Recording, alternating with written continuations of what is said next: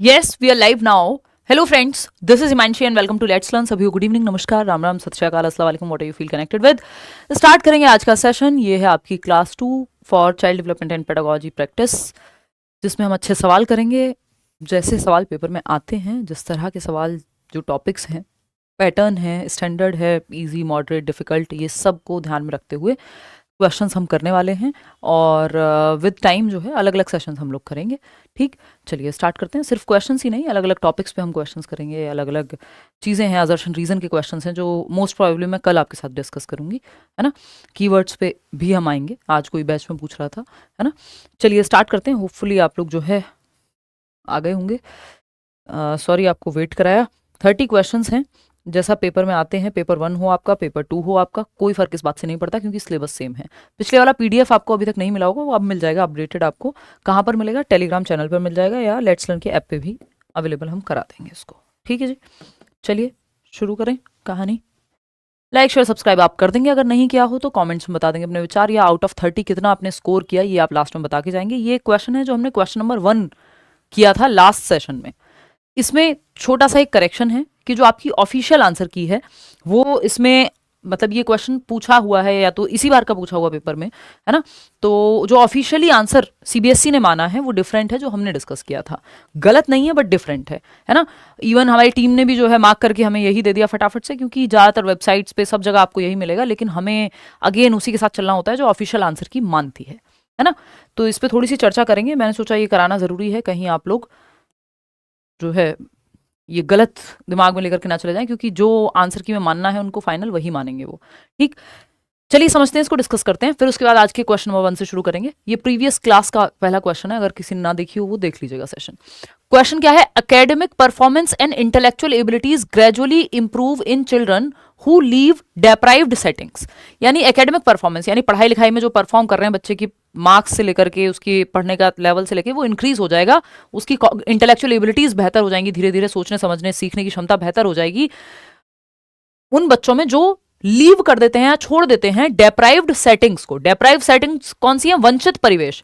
वंचित परिवेश जहां सीखने की, खेलने की, जानने की, खाने की, पीने की अच्छे अवसर या अच्छी अपॉर्चुनिटीज अवेलेबल नहीं है, या डेप्राइव्ड मतलब वंचित हैं वो एक नॉर्मल लेवल से भी, चाहे वो पोषण का हो, चाहे वो इंटेलेक्चुअल एबिलिटीज का हो, चाहे वो अच्छे टीचिंग मेथड्स का ना हो, है ना। तो वंचित परिवेश से निकाल करके बच्चे को अगर हम एक अच्छे एनरिच्ड एनवायरनमेंट में रखते हैं, जहां उसको जिस सब्जेक्ट में दिक्कत है एक्स्ट्रा हेल्प मिल रही है, अच्छे मेथड से पढ़ाया जा रहा है, खाना पीना ठीक है, एक्टिविटीज करने को मिल रही हैं जिससे उसकी इंटेलेक्चुअल एबिलिटीज बेहतर हो रही हैं, तो क्या होगा? बच्चे का जैसे एनवायरनमेंट चेंज होगा, एक अच्छा एनरिच्ड एनवायरनमेंट में बच्चा आएगा तो उसकी सीखने की क्षमता बढ़ जाएगी, उसकी कॉग्निटिव और इंटेलेक्चुअल एबिलिटीज बढ़ जाएंगी। ये बात एकदम सही लग रही है हमें यहाँ तक। The above argument points primarily towards which of the following debates of development? Generally हम 4 डिबेट पढ़ते हैं डेवलपमेंट की। एक हेरिडिटी एंड एनवायरमेंट है, नेचर वर्सेस नर्चर डिबेट। यानी अगर आप अच्छा वातावरण देते हैं तो वातावरण ज्यादा महत्वपूर्ण है, ये कहता है। दूसरी तरफ है कि नहीं, हेरिडिटी ज्यादा इंपॉर्टेंट है। इस डिबेट का तो ये पार्ट है ही, यही हमने डिस्कस किया अभी था लास्ट क्लास में। ऐसा नहीं है कि ये इसका पार्ट नहीं है, ये लार्ज डिबेट है जिसको हम कहते हैं कि है तो एनवायरनमेंट का ही अंतर, लेकिन इसमें भी एक स्पेसिफिक डिटेल है जो यहाँ आएगी। दूसरा हम पढ़ते हैं जो है आपका कि अर्ली चाइल्डहुड का ज्यादा असर होता है कि बाद का, अर्ली लाइफ एक्सपीरियंसेस का आप पे ज्यादा प्रभाव होता है कि बाद वाले। तो अर्ली लाइफ एक्सपीरियंसेस का प्रभाव ज्यादा होता है, ज्यादातर लोग ये मानते हैं। कॉन्टिन्यूटी वर्सेस डिसकॉन्टिन्यूटी की एक डिबेट है कि डेवलपमेंट कॉन्टिन्यूअस है या फिर डिसकॉन्टिन्यूअस है। जैसे प्याजे बताते हैं स्टेजेस में टूट करके चलता है, बाकी लोग कहते हैं कॉन्टिन्यूअस है, या वाइगॉत्स्की कहेंगे कॉन्टिन्यूअस है ना, कि एक स्लोप पे चढ़ने जैसा है, ना कि सीढ़ी चढ़ने जैसा है। सीढ़ी चढ़ना मतलब डिसकॉन्टिन्यूअस या अनिरंतर। ये डिबेट्स हो गई आपकी जो डेवलपमेंटल डिबेट्स हैं। ठीक, फिर हेरिडिटी एंड एनवायरनमेंट की डिबेट तो है ही। एक और आपकी डिबेट है जो जिसको हम जनरली डेवलपमेंट की तरफ नहीं देखते थे, लेकिन उन्होंने जिस तरह से पूछा है और जो आंसर मार्क किया है, इसको हम लर्निंग के पर्सपेक्टिव में देखते थे। तो इसका जो ऑफिशियल आंसर है वो है एंटिटी वर्सेस इंक्रीमेंटल व्यू। अब ये इंक्रीमेंटल व्यू ऑफ लर्निंग हम जनरली इसको देखते हुए आए, ना कि डेवलपमेंट की डिबेट में हम इसको पढ़ते हैं, क्योंकि अगर डेवलपमेंट की डिबेट में पढ़ेंगे तो ये इसी के अंदर आ जाएगा, हेरिडिटी और एनवायरनमेंट के। तो हेरिडिटी और एनवायरनमेंट जो हमने मार्क किया है वो गलत नहीं है, लेकिन ये टू बी प्रिसाइज उन्होंने फॉलो किया है एंटिटी वर्सेस इंक्रीमेंटल व्यू को, है ना। और यही ऑफिशियल आंसर भी है। तो जो सीबीएसई मानता है आपको उसके साथ जाना पड़ता है, और गलत नहीं कह सकते उसको हम पूरी तरह से, है ना। इट इज लाइक कि अगर आपसे एग्जैक्ट पूछा है तो आप एग्जैक्ट ही जवाब देंगे। फिर से इसको पढ़ते हैं और समझते हैं। देखिए डिफरेंशिएशन वर्सेस इंटीग्रेशन तो यहां होने से रहा, है ना, कि पहले आप ड्राइंग सीख रहे हैं, पेंटिंग सीख रहे हैं, फिर पूरी बॉडी को भी साथ में यूज करना सीख रहे हैं, है ना। वो डिफरेंशिएशन और इंटीग्रेशन है कि इंटीग्रेशन मतलब एक यूनिट के रूप में बॉडी को आप यूज करना सीख रहे हैं या विकास की प्रक्रिया में शामिल कर रहे हैं, और डिफरेंशिएशन है कोई एक स्पेसिफिक एक्टिविटी आप कर रहे हैं। ठीक, अगर हम बात कर रहे हैं कॉन्टिन्यूटी वर्सेस डिसकॉन्टिन्यूटी की, तो वो भी ये बात नहीं है।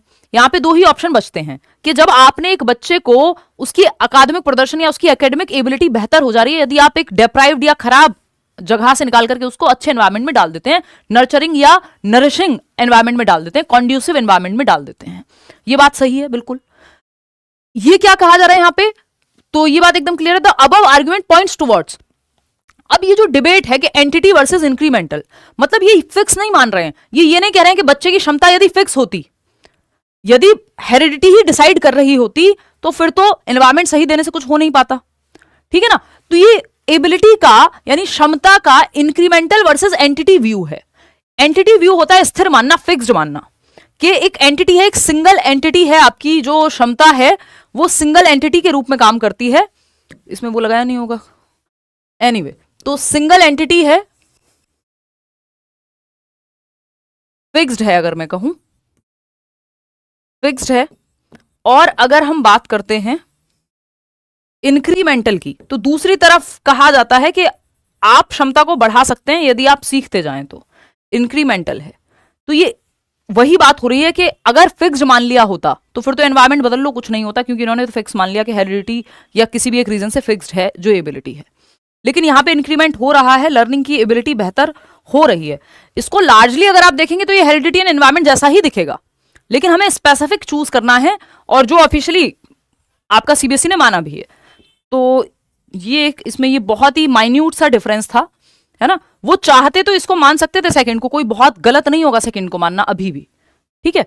तो ये एक बात है कि ए के साथ आप जाइएगा, इसको करेक्ट कर लीजिएगा, जो पिछली बार हमने डिस्कशन किया था। बात सही है, चलिए बहुत बढ़िया, आगे बढ़ेंगे।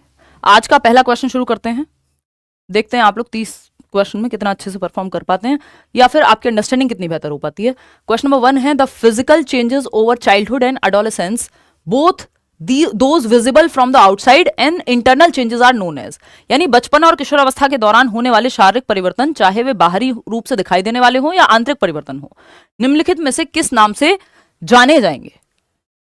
शारीरिक परिवर्तनों की बात हो रही है, ध्यान से जवाब दीजिएगा, पोल में आप आंसर कर सकते हैं।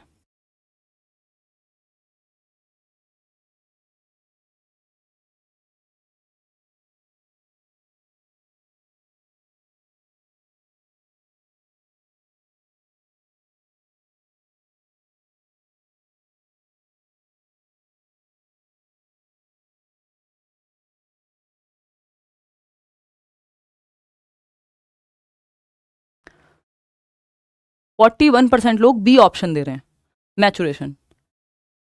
देखिएगा, the physical changes over childhood and adolescence both those visible from the outside and internal changes are known as, यानी बचपन और किशोरावस्था में होने वाले के दौरान होने वाले शारीरिक परिवर्तन, शरीर यानी आपकी हाइट वेट का बढ़ना हो सकता है, चाहे वे बाहरी रूप से हो, जैसे हाइट जो है बाहरी रूप से दिख जाएगी, वेट चेंजेस पता लग जाएंगे, या फिर आंतरिक परिवर्तन हो। ये किस नामों से जानेंगे हम इनको, तो इसका जवाब जो है सब गलत दे रहे हैं, इसका जवाब है ग्रोथ यानी वृद्धि। क्या है? वृद्धि। हिंदी की साइड इसमें गड़बड़ है, इसलिए आप जो है इसको, मैं समझ सकती हूँ कि आपने हिंदी वालों ने इसमें जवाब दिया होगा, ये ट्रांसलेशन में गड़बड़ है। वृद्धि इसका सही जवाब है, ना कि मैचुरेशन। ये एक बार को मन देखो, लर्निंग तो एफर्ट प्लस प्रैक्टिस है, तो ये जरूरी नहीं है कि आपको बाहरी चेंजेस दिखें, है ना। एक्सपीरियंस के बेसिस पे relatively permanent change in your behaviour, आपके व्यवहार में आपने साइकिल चलाना सीखा, आपने इंग्लिश बोलना सीखा, लर्निंग का पार्ट है, एफर्ट और प्रैक्टिस करके, ठीक। लेकिन वही बात जब हम मैचुरेशन की कर रहे हैं तो ये बायोलॉजिकल है, जो आपकी अनफोल्डिंग है कैरेक्टरिस्टिक्स की, यानी समय के साथ जो क्षमताएं अनफोल्ड हो रही हैं, आपके दांत निकल रहे हैं, आपकी टांगों में जान आ रही है ना, ये मैचुरेशन है, बायोलॉजिकल प्रोसेस है। लेकिन इसमें सिर्फ शारीरिक परिवर्तन आएंगे ये कहना गलत होगा। आपकी रेडीनेस टू लर्न, यानी सीखने के लिए आप तत्पर हैं कि नहीं है, वो मेंटली भी होगा कि 5 साल के बच्चे को आप 10वीं क्लास का सिलेबस नहीं सिखा सकते क्योंकि वो उसके लिए मैच्योर नहीं है। तो यहां बात सिर्फ शारीरिक परिवर्तन की हुई है। मैच्योरिटी सिर्फ शारीरिक परिवर्तन नहीं होती, है ना, उसमें मानसिक एस्पेक्ट भी है, उसमें जो आपकी रेडीनेस टू लर्न है, चीजों को सीखने के लिए तत्परता, अब वो शारीरिक हो सकती है, वो मानसिक हो सकती है, वो इवन सामाजिक भी हो सकती है, ठीक है ना।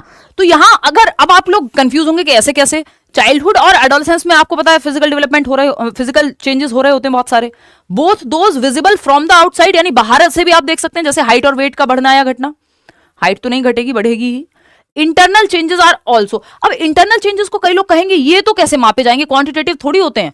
भाई आपके हार्ट का साइज मेजर किया जा सकता है, आपके लिवर का साइज मेजर किया जा सकता है, ऐसा थोड़ी नहीं है पॉसिबिलिटी।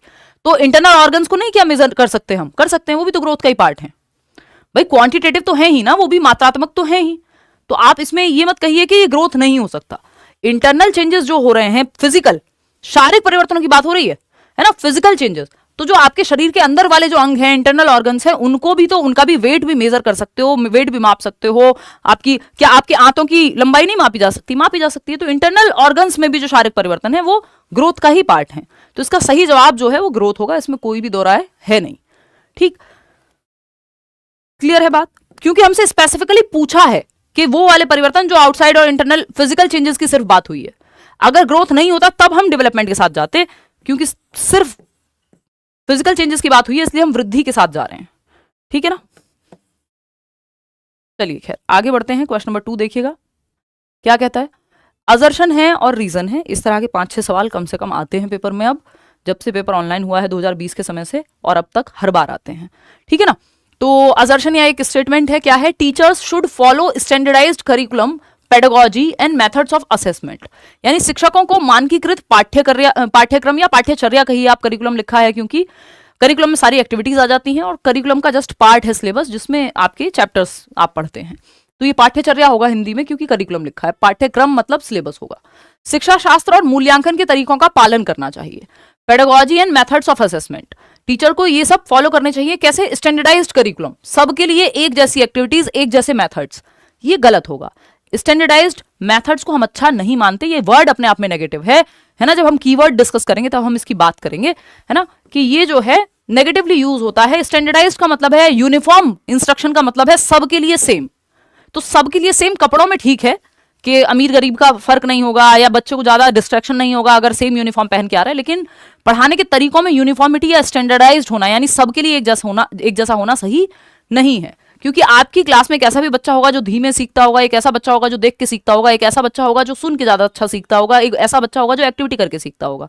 लेकिन अगर आप सबको एक ही मेथड से पढ़ा देंगे, स्टैंडर्डाइज्ड करिकुलम मतलब, देखिए सिर्फ सिलेबस की बात नहीं हो रही है, चैप्टर सबके लिए सेम हो सकते हैं। उनको पढ़ाने का तरीका, एक्टिविटी कराने का तरीका, किसी स्कूल में कुछ होता है, किसी स्कूल में सुबह प्रेयर कोई और होती है, दूसरे में कुछ और होती है ना, छुट्टी के टाइम पे कुछ और होता है, गेम्स अलग खिलाए जाते हैं। तो करिकुलम में सारी एक्टिविटीज आती हैं, आपकी प्रेयर से लेके जो भी करिकुलर एक्स्ट्रा करिकुलर एक्टिविटीज हो रही हैं। तो इसमें सिर्फ सिलेबस नहीं है कि सिलेबस सबके लिए अलग अलग बना दो, नहीं, सिलेबस अलग बनाने की बात नहीं हो रही है, बात हो रही है सारी ही एक्टिविटीज के लिए। तो टीचिंग मेथड्स और एक्टिविटीज डिफरेंट डिफरेंट हो सकती हैं, सबके लिए स्टैंडर्डाइज्ड या सेम रखने की जरूरत नहीं है। यहाँ पे स्टैंडर्डाइज का मतलब है सबके लिए सेम, जो कि सही तरीका नहीं है। फिर हम इंडिविजुअल डिफरेंसेस को काउंट नहीं कर पाएंगे, यानी व्यक्तिगत विभिन्नताएं, एक बच्चे को किसी चीज में इंटरेस्ट है, दूसरे को किसी और में, तीसरी किसी और में इंटरेस्ट है या रुचि है, और चौथा है जो कुछ और काम अच्छा कर सकता है। एक बच्चा साइंटिस्ट बन सकता था, उसको भी सेम पढ़ा दिया आपने, सेम मेथड से पढ़ा दिया। एक बच्चा स्पोर्ट्स में जा सकता था, लेकिन आप तो सेम ही एक्टिविटी करा रहे हैं सबको, तो वो गलत हो जाएगा। रीजन क्या है इसका, educational systems should ignore and dismiss individual differences among the children. जो एजुकेशनल सिस्टम है, शैक्षणिक प्रणालियां हैं, उनको बच्चों के बीच व्यक्तिगत मतभेदों को या व्यक्तिगत अंतरों को, मतभेद भी कहना उतना सही शब्द नहीं होगा, व्यक्तिगत विभिन्नताओं को इग्नोर कर देना चाहिए और बच्चों को बना देना चाहिए रोबोट, क्योंकि वो कह रहे हैं इंडिविजुअल डिफरेंसेस को डिसमिस ही कर दो। अगर इंडिविजुअल डिफरेंसेस जो है डिसमिस हो जाएंगे तो क्या होगा, हम सब रोबोट्स बन जाएंगे। और ह्यूमंस रोबोट्स नहीं हैं, हमारे सबके इंटरेस्ट, एप्टीट्यूड, एटीट्यूड, नजरिया, यानी हमारी रुचि, हमारी क्षमता सब अलग अलग होती हैं। तो इंडिविजुअल डिफरेंसेस होने ही चाहिए, नहीं तो हम रोबोटिक बन जाएंगे, ठीक है, चिट्टी रोबोट बन जाएंगे। तो दोनों जो हैं ये गलत हैं, ए इज ट्रू नहीं, both A and R false. 67% लोग सही जवाब दे भी रहे हैं। तो स्टैंडर्डाइज्ड टेस्ट की आप बात कर सकते हो, लेकिन स्टैंडर्डाइज्ड टेस्ट की भी यही प्रॉब्लम होती है कि वो इंडिविजुअल डिफरेंसेस को काउंट नहीं कर पाता, कि वो व्यक्तिगत विभिन्नताओं का ध्यान नहीं रख पाता। सबके लिए सीटेट आपके लिए थोड़ी अलग से बनाएंगे, वो इंडिविजुअल डिफरेंस का ध्यान कैसे रखा जाएगा। वो तो स्टैंडर्डाइज मतलब सबके लिए, एक बड़ी पॉपुलेशन के लिए बना दिया गया। तो इसके अपने फायदे नुकसान है, लेकिन स्टैंडर्डाइज करिकुलम या स्टैंडर्डाइज मेथड्स नहीं होने चाहिए। समझ रहे हो बात को, वो बहुत भले की बात नहीं है बच्चे की, क्योंकि आप सभी बच्चों का ध्यान वहां नहीं रख पाएंगे, वो सबके लिए एक जैसा है। तो यूनिफॉर्म इंस्ट्रक्शन या स्टैंडर्डाइज्ड इंस्ट्रक्शन की जगह आपको क्या चाहिए, डिफरेंशिएटेड इंस्ट्रक्शन चाहिए, डिफरेंशिएटेड क्या होता है? विभेदी अनुदेशन, आगे चल करके बात करेंगे। अलग अलग मेथड्स अलग अलग बच्चों के लिए, टेलर मेड मेथड्स या अप्रोचेस का आप इस्तेमाल कर सकते हैं। फटाक से जवाब दीजिए। क्वेश्चन नंबर 3 है, Divya is shown 3 pens and she observes that pen A is longer than pen B and pen B is longer than pen C. When Divya infers that A is a longer pen than C, Which characteristic of Jean Piaget's cognitive development is she demonstrating? ये जमानों भर से हम पढ़ते आ रहे हैं पियाजे की theory में, A बड़ा है B से, B बड़ा है C से, तो A बड़ा हो गया A B C, A B दोनों से, A B C दोनों से, है ना? कि भाई अगर राहुल की हाइट हिमांशी से ज्यादा है और हिमांशी की हाइट किससे ज्यादा है? कोई और व्यक्ति है निशा, उससे ज्यादा है, तो सबसे लंबा कौन हो गया? यहाँ राहुल हो गया, क्योंकि A is greater than B और B is greater than C, तो A इज या टॉलेस्ट है फिर A। समझ रहे हो? अभी इसको बोर्ड पे समझेंगे, कोई बात नहीं। ए ऑप्शन कह रहे हैं आप लोग, ये सीरियशन में आएगा, शर्म तो नहीं आ रही आप लोगों को? कोई बात नहीं, मत मत मत करो, कोई दिक्कत की बात नहीं, अभी सीख रहे हो, ये मान लेते हैं हम, ठीक। तो दिव्या को 3 मतलब गलत है ये जो जवाब आप कूद कूद के दे रहे हैं 47% लोग, फर्स्ट ऑप्शन ये गलत है ना? सिर्फ जवाब देने में फोकस नहीं करना, कॉन्सेप्ट को समझना बहुत जरूरी है, तभी मैं इतना बोल बोल के आपको समझाने की कोशिश कर रही हूं। दिव्या को 3 पेन दिखाए गए और वह अवलोकन करती है कि पेन ए पेन बी से लंबा है और पेन बी जो है वो पेन सी से लंबा है। जब दिव्या ने अनुमान लगाया कि ए सी से लंबा पेन है, तो वह जीन पियाजे के संज्ञानात्मक विकास की कौन सी स्तर पे? सीरिएशन होता है कि आपको असेंडिंग डिसेंडिंग ऑर्डर में लगाना आना चाहिए, घटते और बढ़ते क्रम में लगाना आता है, उसको हम असेंडिंग डिसेंडिंग में, उसको सीरिएशन कहते हैं। कि आपने स्कूल की असेंबली में या प्रेयर में सबसे छोटे बच्चे को आगे खड़ा किया, फिर उससे बड़ी हाइट का बच्चा, फिर उससे बड़ी हाइट का बच्चा, तो हम कह रहे हैं असेंडिंग ऑर्डर है, बढ़ते क्रम में, जिसको अपवर्ती कहते थे। डिसेंडिंग ऑर्डर इसका जस्ट ऑपोजिट हो जाएगा, सबसे बड़ी हाइट वाले को आगे लगाया, फिर उससे छोटा, फिर उससे छोटा, फिर उससे छोटा, ये सीरिएशन है। और ये बहुत छोटी उम्र में आ जाता है, 2 से 7 वर्ष में ही, ठीक है? नहीं, कहां आता है बताना बाद में, आराम से तसल्ली से बताना, समय मिलेगा आपको, ठीक है ना? ये कॉन्क्रीट में आएगा 7 से 11 में, शुरुआत तो यही हो जाएगी, लेकिन जो इसका कैरेक्टरिस्टिक है, जो एज डिफाइंड है, वो 7 से 11 है, ठीक है? CCS की हम बात करते हैं कि ये 3 चीजें आ जाती हैं कॉन्क्रीट ऑपरेशनल में।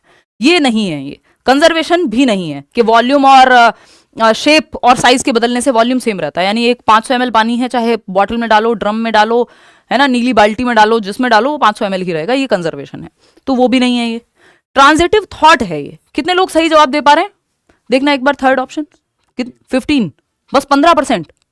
वाओ, एनीवे चलो आएंगे भाई इस पे भी।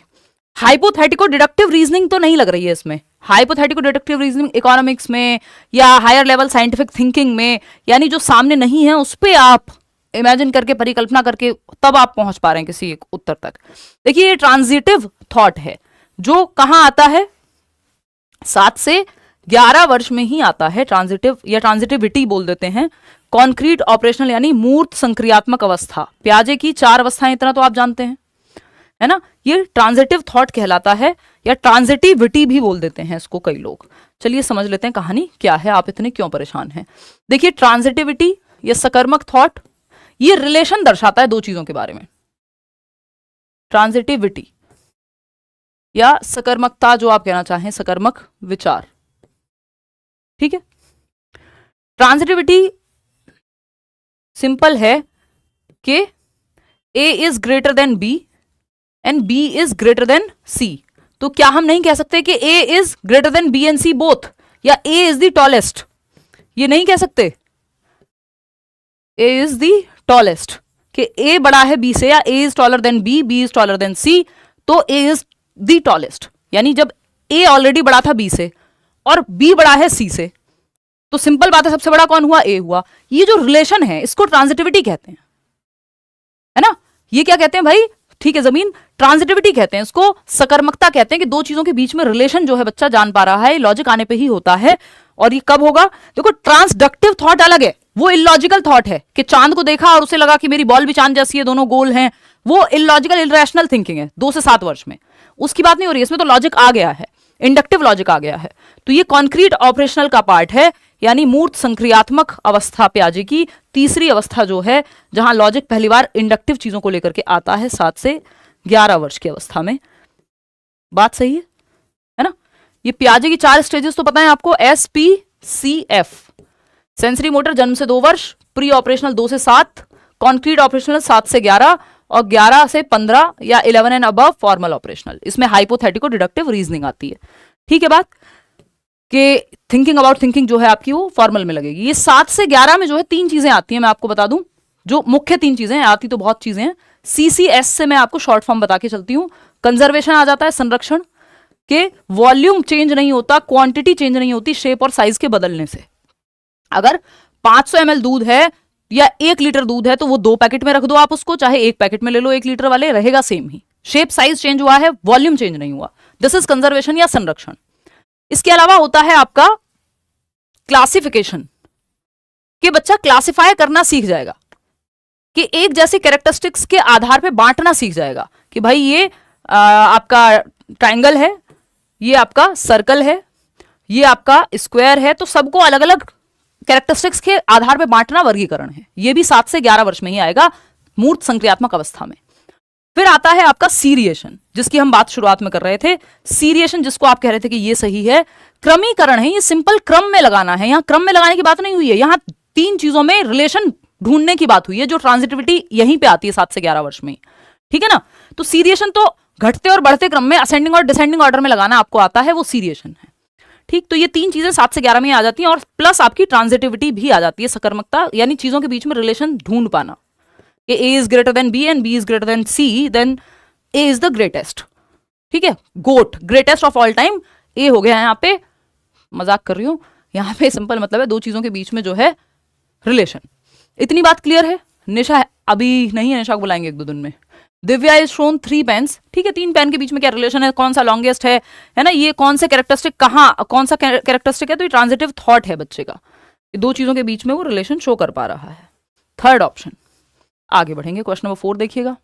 तो ऐसी गलतियां मत करो, अगर प्याजे से भी सवाल गलत करोगे तो क्या होगा, है कलयुग फिर तो आ ही चुका है। एनीवे, धीरे धीरे सही भी करने लग जाओगे, डोंट वरी। जवाब दो फटाफट, धीरे धीरे स्ट्रांग हो जाएगी भाई अगर वीक है तो।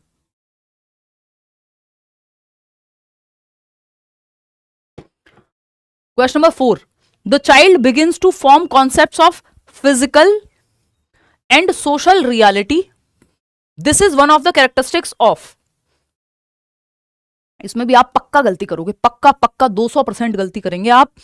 45% लोग गलत जवाब दे रहे हैं, 45% लोग गलत जवाब दे रहे हैं। मैं चेक कर लेती हूँ बाकी किसी ने भी सही जवाब दिया भी है कि नहीं। बुरे हालात हैं इसमें तो, आप ढह गए एकदम ये वाला सवाल में। तो सिर्फ 31% लोग हैं जो सही जवाब दे रहे हैं, 70% लोग गलत ही जवाब दे रहे हैं, क्योंकि आप ना शब्द रट ले रहे हैं। आपका ध्यान है टर्म्स का रट्टा कितनी जल्दी लगाऊं मैं, है ना, कीवर्ड से कितनी जल्दी याद करूं, टैग वर्ड से कितनी जल्दी याद करूं। जबकि क्वेश्चन को पढ़ के अगर कॉन्सेप्ट क्लियर नहीं होगा तो कीवर्ड टैग वर्ड आपको तब हेल्प करेंगे जब आपने इनफ कॉन्सेप्चुअल क्लैरिटी गेन कर ली होगी। नहीं तो आपके लिए उल्टा पड़ जाएगा, जिसको हम कहते हैं डबल एज्ड स्वॉर्ड, यानी 2-धारी तलवार जैसा बन जाएगा अगर आपने सिर्फ कीवर्ड्स को रट लिया तो। समझ रहे हो? देखो एक बार समझते हैं। बच्चा देखो, इसका जवाब मैं आपको बता देती हूँ, इसका जवाब सेकंड है, ये फोर्थ नहीं है जिसपे आप लगे पड़े। सिर्फ 21 या 26% लोग ही इसका सही जवाब दे रहे हैं। अब समझ लेते हैं कि क्यों है इसका जवाब बी।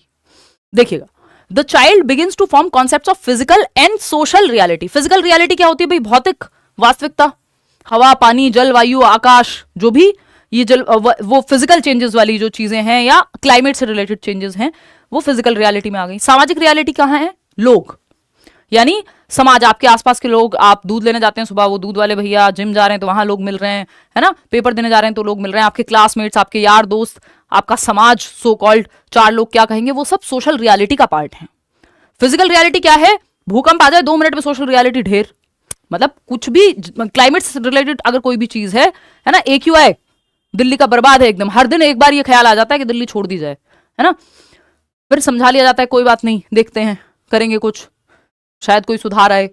तो ये फिजिकल रियलिटी का पार्ट है, भौतिक एस्पेक्ट या भौतिक पहलू,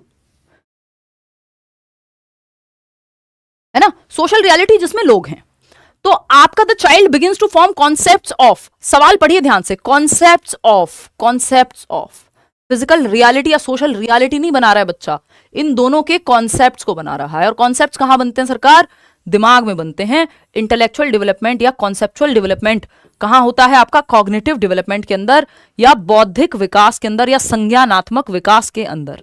ये बात मैंने जब जितनी बार आज तक डेवलपमेंट पढ़ाया होगा, और आपने पढ़ा होगा मेरे साथ तसल्ली से, चाहे वो ऐप पे पढ़ा हो, करियरवेल ऐप पे, चाहे यूट्यूब पे पढ़ा हो, मैंने आपको ये बात बताई है कि कॉन्सेप्ट्स का निर्माण या संप्रत्तियों का निर्माण दिमाग में होता है ना। मेरे दिमाग में प्याजे की थियरी है, या प्याजे की थियरी को मैं समझती हूँ तो कहाँ समझती हूँ? हाथों में समझती हूँ। हाथों में तो मैं प्रदर्शन करके दिखाऊंगी, अगर कोई एग्जांपल बता भी रही हूँ, कोई पिक्चर दिखा भी रही हूँ, है तो वो दिमाग में ना। कॉन्सेप्ट्स कहाँ बनते हैं? उंगलियों पे, दिमाग में बनते हैं। उंगलियों की सहायता ले सकते हो, एग्जाम्पल्स की सहायता ले सकते हो, टीचिंग लर्निंग मटीरियल की सहायता ले सकते हो, पिक्चर्स की सहायता ले सकते हो, बनेगा कॉन्सेप्ट दिमाग में। और दिमाग के विकास को क्या कहते हैं? Cognitive development. कॉग्निटिव डेवलपमेंट का दूसरा नाम क्या है? Intellectual development. ठीक है, तो इसको बौद्धिक या मेंटल डेवलपमेंट भी कह सकते हो, मानसिक विकास। तो ये जो concepts of physical and social reality है, this is one of the characteristics of, चार लोग क्या कहेंगे? दिमाग में है आपके, वो जब कहेंगे तब कहेंगे।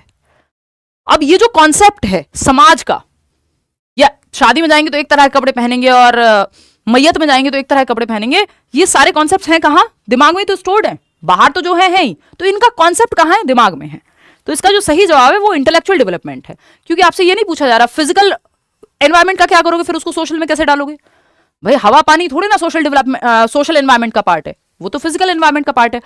एनवायरमेंट आपका दो तरीके का होता है, हम एनवायरमेंट में बात भी करते हैं, आज भी हेरिडिटी एंड एनवायरमेंट पढ़ते समय हम ये चर्चा कर रहे थे बैच में, कि एक आपका सोशियो इमोशनल एस्पेक्ट है एनवायरमेंट का, कि जिसमें आपका समाज और आपके इमोशंस रोल प्ले करते हैं। दूसरा एनवायरमेंट का पार्ट है, टाइप है, जिसको हम फिजिकल एनवायरमेंट कह रहे हैं, जो क्लाइमेट से या आपकी जलवायु से संबंधित है, सर्दी गर्मी, पॉल्यूशन, फलाना ढिमका, ये सब, कहाँ आप रहते हैं, मौसम, ये सब जो है आपके फिजिकल एनवायरमेंट में आएंगे। तो second option is the right answer. ठीक है, फिजिकल डेवलपमेंट से इसका कोई लेना देना है नहीं, क्योंकि इस शरीर की हाइट वाइट की बात नहीं हो रही यहाँ। क्वेश्चन नंबर 5 देखिए, इतना हल्का सा क्वेश्चन था और आप बिल्कुल चारों खाने चित जिसको बोलते हैं वो स्थिति बन गई आपकी, है ना। क्वेश्चन नंबर 5 देखिएगा, which one is not an element of intellectual development. Intellectual, कई बार ये भी पूछ लेता है कि इंटेलेक्चुअल डेवलपमेंट की 4 स्टेजेस किसने दी हैं, तो क्या बताओगे? जीन पियाजे ने। वो जो कॉग्निटिव डेवलपमेंट है उसी को इंटेलेक्चुअल डेवलपमेंट कहते हैं, क्योंकि इंटेलेक्ट मतलब thinking, reasoning, problem solving, memory, perception, imagination, ये जितने भी काम दिमाग से हो रहे हैं वो सब बौद्धिक विकास का ही तो हिस्सा है। और पियाजे वाइगोत्स्की ने इसी टाइप ऑफ डेवलपमेंट की थियरीज दी हैं, जिसको हम PCSE कहते हैं ना। ये 4 मुख्य प्रकार हैं विकास के, फिजिकल, कॉग्निटिव, सोशल, इमोशनल, यानी शारीरिक विकास, संज्ञानात्मक विकास, सामाजिक विकास और सामवेगिक विकास। बात क्लियर है? कोई दिक्कत परेशानी, दर्द, समस्या वो तो बता दो, इलाज है हर चीज का। Which one is not an element of intellectual development, यानी संज्ञान के या मेंटल डेवलपमेंट का पार्ट नहीं है, मानसिक विकास का या कॉग्निटिव डेवलपमेंट का पार्ट नहीं है। क्रिएटिविटी, क्या दिमाग से जुड़ी हुई नहीं है? क्रिएटिविटी, विचार नए नए कहाँ आते हैं? दिमाग में ही आते हैं ना, तो क्रिएटिविटी है भाई। थिंकिंग बिल्कुल है। टॉलरेंस हमें नहीं पता। इमेजिनेशन एकदम, अगर आप इमेजिन कहाँ से करते हैं? दिमाग से करते हैं, अभी बताया मैंने आपको। Thinking, reasoning, problem solving, imagination, memory, perception, ये सारे काम कहाँ हो रहे हैं? दिमाग में ही तो हो रहे हैं। कुछ नया सोच पा रहे हैं, दिमाग से ही तो सोच रहे हैं। लेकिन ये जो टॉलरेंस है, ये जरूरी नहीं है कि हम कहें कि इंटेलेक्चुअल डेवलपमेंट का ही एक पार्ट है। ये आपका सोशल डेवलपमेंट का पार्ट हो सकता है, आपके इमोशनल एस्पेक्ट का पार्ट हो सकता है, कि आप कितने इमोशनली डेवलप्ड हैं, कितना आप सह सकते हैं, टॉलरेंस कितनी है ना। भाई नेचर है ना, महेंद्र सिंह धोनी का जो टेम्परामेंट है वो एकदम अलग होगा, विराट कोहली का एकदम अलग है। तो वो उसमें बहुत सारे पहलू होंगे, जरूरी नहीं है कि हम ये कह देंगे इनमें दिमाग ज्यादा है उनमें कम है, या ये कॉग्निटिव डेवलपमेंट का पार्ट हो गया। ये नेचर का पार्ट है। नेचर एज एन आपका सोशियो इमोशनल एस्पेक्ट है। ये कॉग्निटिव या संज्ञान का इससे लेना देना नहीं है कि आपका टेम्परामेंट, कई तरह के लोग आपको मिल जाएंगे, बहुत जीनियस होते हुए बहुत शांत लोग भी मिल जाएंगे आपको, बहुत टॉलरेंट भी मिल जाएंगे, और बहुत जीनियस होते हुए बेचैन आत्मा भी मिल जाएंगे, है ना। डोनाल्ड ट्रंप और इलॉन मस्क को आप देख सकते हैं, बढ़िया झगड़ते रहते हैं। तो ये सहनशीलता को इंटेलेक्चुअल डेवलपमेंट का पार्ट नहीं है।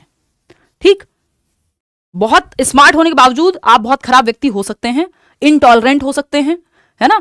बहुत ही आप ऐसे नेता आपको मिल जाएंगे जो बहुत पढ़े लिखे हैं और फिर भी धर्म जाति के नाम पे जो है बांटते रहते हैं लोगों को, या ऐसी बातें कहते हैं आपके कानों से खून निकल जाए, इतनी अजीब बातें कहते हैं, वो दूसरे धर्म को झेलना ही नहीं चाहते, इनटॉलरेंस इतनी ज्यादा है।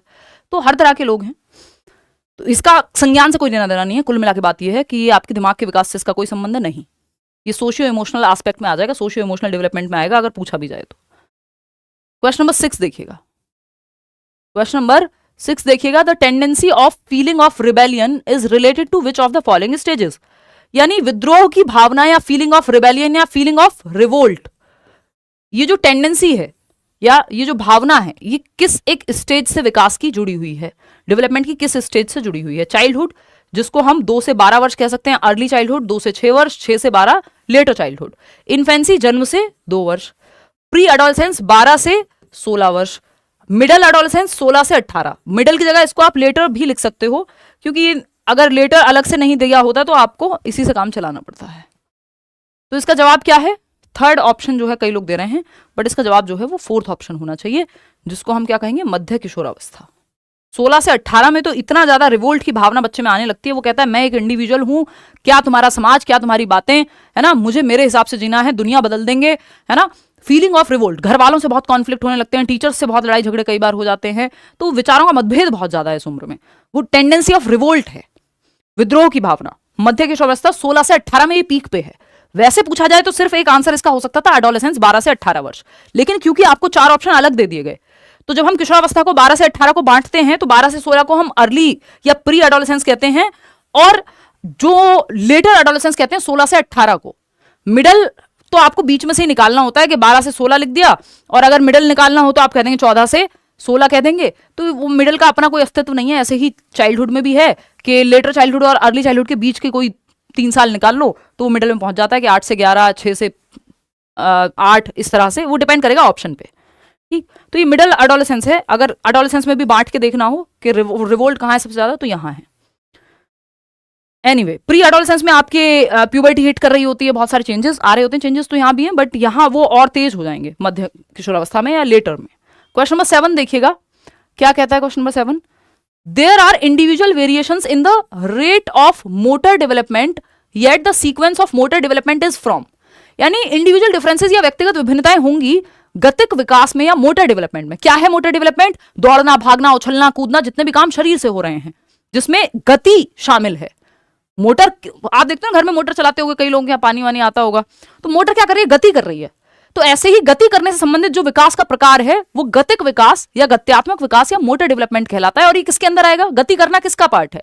फिजिकल डेवलपमेंट का पार्ट है, शारीरिक विकास का पार्ट है।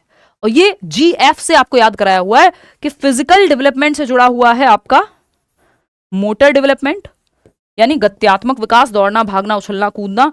और इसमें भी 2 दिशाएं हैं। GF, आपकी गर्लफ्रेंड की बात नहीं हो रही है, बात हो रही है ग्रॉस और फाइन मोटर स्किल्स की। और ये किस दिशा में जाता है? Gross to fine, GF, G से F की तरफ जाएगा, ठीक है ना, गर्ल के बाद फ्रेंड। तो GF कहां दिख रहा है आपको? जो मोटर डेवलपमेंट की दिशा है वो क्या होनी चाहिए? 74% लोग सही जवाब दे रहे हैं, ग्रॉस मोटर डेवलपमेंट से फाइन मोटर डेवलपमेंट की तरफ, या जनरल टू स्पेसिफिक भी आप इसको कह सकते हो। स्थूल गतिक कौशल से सूक्ष्म गतिक कौशल की ओर जो है दिशा इसकी होती है। ग्रॉस का मतलब है यहां पे बड़ी मांसपेशियों का इस्तेमाल, चलना बच्चा पहले सीखेगा, दौड़ना बच्चा जो है पहले सीखेगा लिखना सीखने से। समझ रहे हो बात को? तो ग्रॉस टू फाइन, पहले सामान्य गतिविधियां जो पूरे शरीर से हो रही हैं, चलना फिरना, चीजों को उठाना, लेकिन स्पेसिफिक क्या है? या फाइन मोटर स्किल्स, आपकी छोटी मसल्स का कोऑर्डिनेशन, बड़ी मांसपेशियों का कोऑर्डिनेशन, ग्रॉस यानी स्थूल गतिक कौशल, भारी या बड़ी मांसपेशियां, आर्म्स की, लेग्स की, वॉक करना, जंप करना, रनिंग करना, ये सब आपकी ग्रॉस मोटर स्किल्स हैं। फाइन में क्या है? लिखना, सुई से कुछ सीना या सिलना बेसिकली, या सुई में धागा पिरोना, आपकी आंखों की और उंगलियों की मसल्स का हैंड आई कोऑर्डिनेशन जहां इन्वॉल्व है, या हैंड और आईज या फिंगर्स और आईज का जो कोऑर्डिनेशन है, समन्वय है, बैलेंस है, वो इंक्लूडेड है। जैसे लिखने में, ड्राइंग में, पेंटिंग में, आईलाइनर लगाने में, ये सब क्या है? फाइन मोटर स्किल है। तो ये आईलाइनर लगाना आप बाद में सीखते हो, पहले तो आप चलना फिरना ही सीख लेते हो, लिखना बाद में सीखते हो, पहले वॉक करना सीख लेते हो।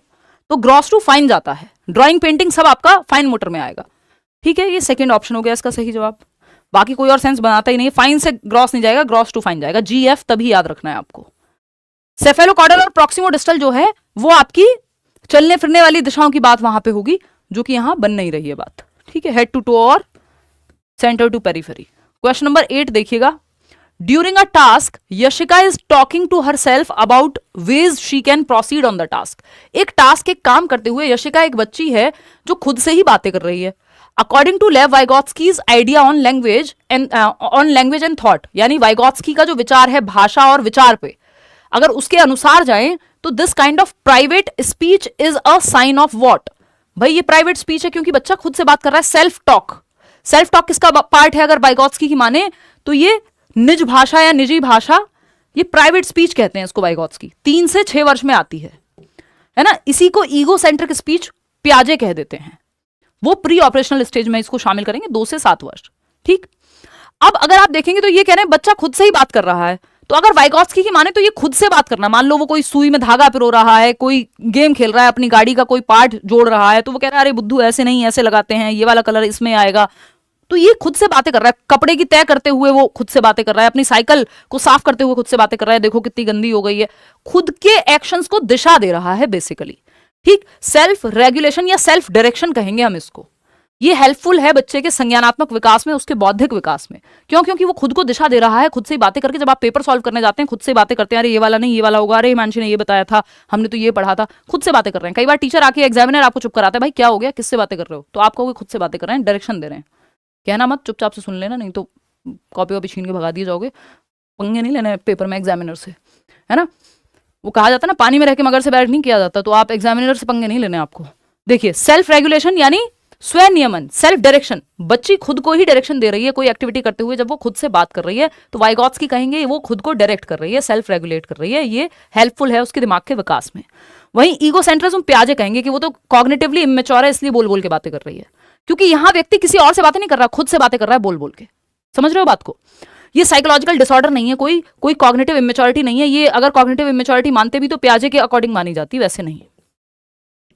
एनीवे, तो सेल्फ रेगुलेशन या सेल्फ डायरेक्शन, बच्चा खुद को ही दिशा दे रहा है 3 से 6 वर्ष की उम्र में। क्वेश्चन नंबर 9, एक क्वेश्चन जरूर आता है इस पे प्राइवेट स्पीच पे हर बार। क्वेश्चंस या टॉपिक सारे वही इंक्लूडेड हैं जो पूछे जाते हैं, पूछे जाते रहेंगे अनटिल अनलेस सिलेबस में कोई बहुत आमूल चूल परिवर्तन ना हो जाए, ऐसा एकदम रातों रात बदल दें, वो इस बार तो हो नहीं रहा बिल्कुल भी।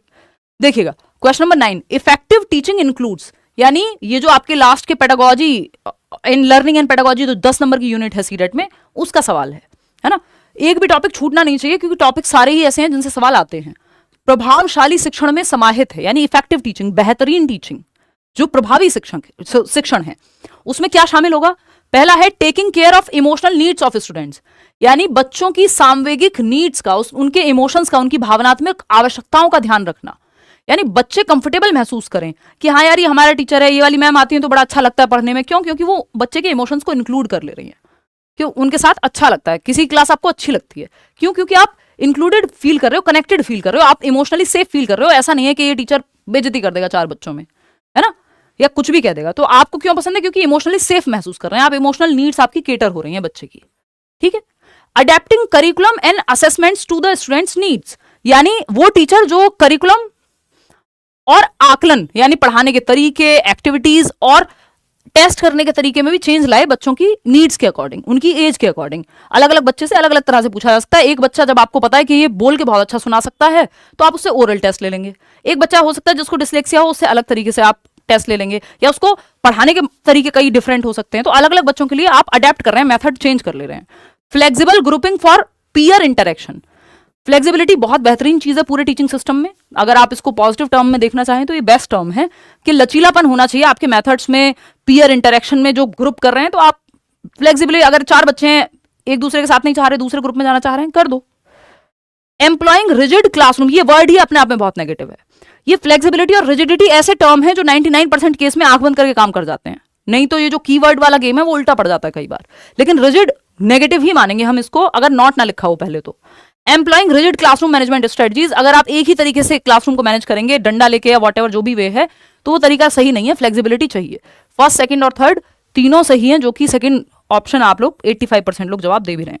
जिसमें ज्यादातर लोग सही जवाब देंगे उसको मैं थोड़ा जल्दी में डिस्कस करके निकल जाऊंगी आगे से, यहाँ पे आंसर देख करके। जिसमें आप लोग फंस रहे हैं वो जो है आपका ज्यादा डिस्कस करेंगे उसको। देखो, रिजिड नहीं होना चाहिए, एक ही मेथड या एक ही कठोर कक्षा नियंत्रण नहीं कि बस एक ही तरीका अपनाएंगे दूसरा तरीका देखेंगे ही नहीं।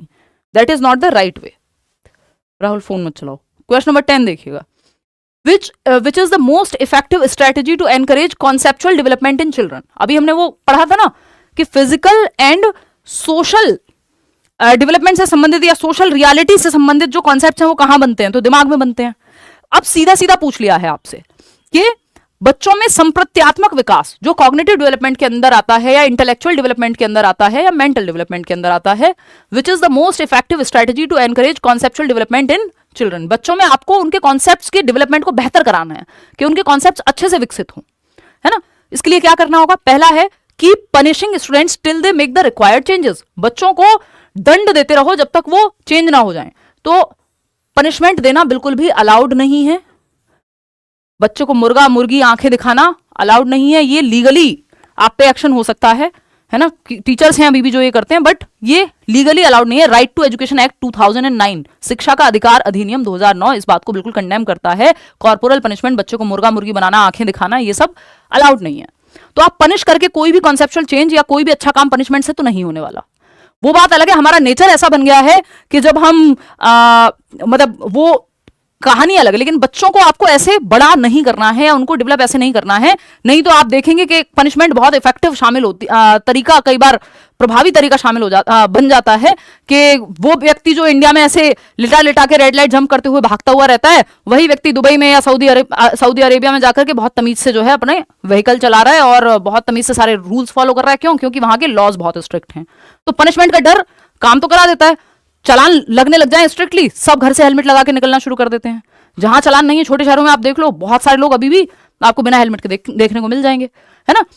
तो अगर आप देखेंगे यहां, तो वो एक बात है, क्योंकि वो हमने ऐसे ही बड़ा ही ऐसे कर दिया सबको। पूरा जो डेवलपमेंट की कहानी है, वहां माहौल ही ऐसा, कल्चर ही ऐसा बन गया कि पनिशमेंट के डर से लोग कुछ करते हैं। लेकिन आइडियली ये होना नहीं चाहिए। अगर आप बच्चों को ठीक से विकसित कर रहे हैं, सही माहौल दे रहे हैं, तो पनिशमेंट की उसमें कोई जगह नहीं है। स्पेशली कॉन्सेप्ट्स का निर्माण या कुछ भी अच्छा पनिशमेंट के माध्यम से नहीं आएगा। ये मान के चलना है, एज अ टीचर आपको पनिशमेंट से दूर रहना है। Getting children to forget old concepts and learn new ones by rote memorization. रटंत विद्या चलंत नाही, रट्टा लगा के कुछ भी याद नहीं करवाना है। मीनिंगफुल लर्निंग यानी अर्थपूर्ण अधिगम बच्चों को एक्टिविटी करके सिखवाना है। तो ये भी हट जाता है। सी ऑप्शन जो कि आप लोग 86% लोग दे भी रहे हैं जवाब, give a variety of examples and non examples and encourage students to use reasoning. बच्चा जहां एक्टिव है वो ऑप्शन बेस्ट है, और बच्चा सबसे ज्यादा एक्टिव यही लग रहा है। अभी फोर्थ ऑप्शन भी पढ़ेंगे। फोर्थ ऑप्शन क्या है? Rewarding students each time they make a conceptual change in their schema. अगर वो अपने दिमाग में, स्कीमा मतलब जो उनका मेंटल स्ट्रक्चर है ना, जो उनकी एग्जिस्टिंग नॉलेज है। प्याजे ने इस वर्ड को यूज किया, बनाया तो मतलब इसको दिया तो अलग कहानी है, वो आपके जेरोम ब्रूनर ने था, बट प्याजे की थियरी में ये खूब यूज होता है। तो रिवॉर्ड करते रहना। अगर हर बात पे आप एक रिवॉर्ड देते रहोगे, ले बेटा टॉफी, एक सवाल सही कर दिया, ले बेटा टॉफी, बेटा के लिए टॉफी ही इंपॉर्टेंट हो जाएगी, वो कॉन्सेप्ट या वो सवाल करना इंपॉर्टेंट नहीं रहेगा। दूसरी बात, एक समय ऐसा आएगा जब वो कहेगा बहुत टॉफी खा लिया, मुझे टॉफी चाहिए ही नहीं, जाओ बैंड बजाओ। तो आप क्या करेंगे? तो हर चीज में अगर रिवॉर्ड पनिशमेंट का ही हम यूज करते रहेंगे तो वो बहुत अच्छा तरीका नहीं है। कई बार शुरुआत कराने के लिए किसी चीज की रिवॉर्ड एक तरीका हो सकता है कि आप अपना रहे हो, but it is not a long lasting way of learning anything और टू मोटिवेट स्टूडेंट्स। वो इंट्रिंसिक मोटिवेशन होनी चाहिए, आंतरिक अभिप्रेरणा होनी चाहिए। तो ऐसा नहीं है कि आप सिर्फ इनाम दे करके या पनिशमेंट दे करके या रट्टा लगवा करके, नहीं। बच्चा जहां एक्टिव है वो ऑप्शन बेस्ट है, और बच्चा एक्टिव है थर्ड ऑप्शन में कि आप उदाहरण दीजिए बच्चे को, और गैर उदाहरण, नॉन एग्जाम्पल।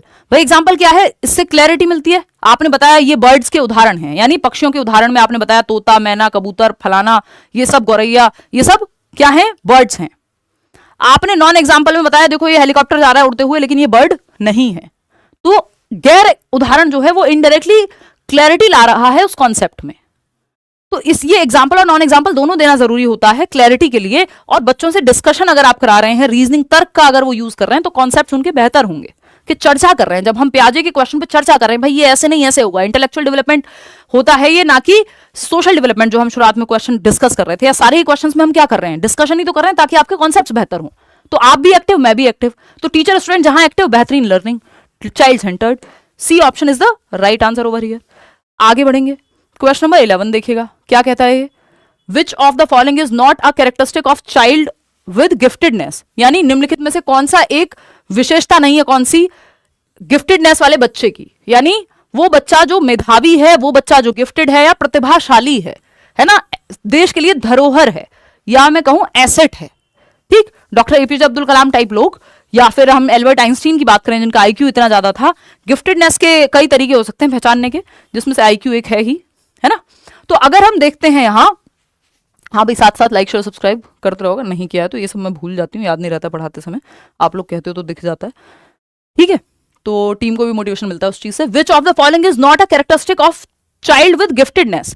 भाई एक बच्चा जो मेधावी है उसका लक्षण नहीं है, नॉट, गिफ्टेडनेस का उदाहरण नहीं है।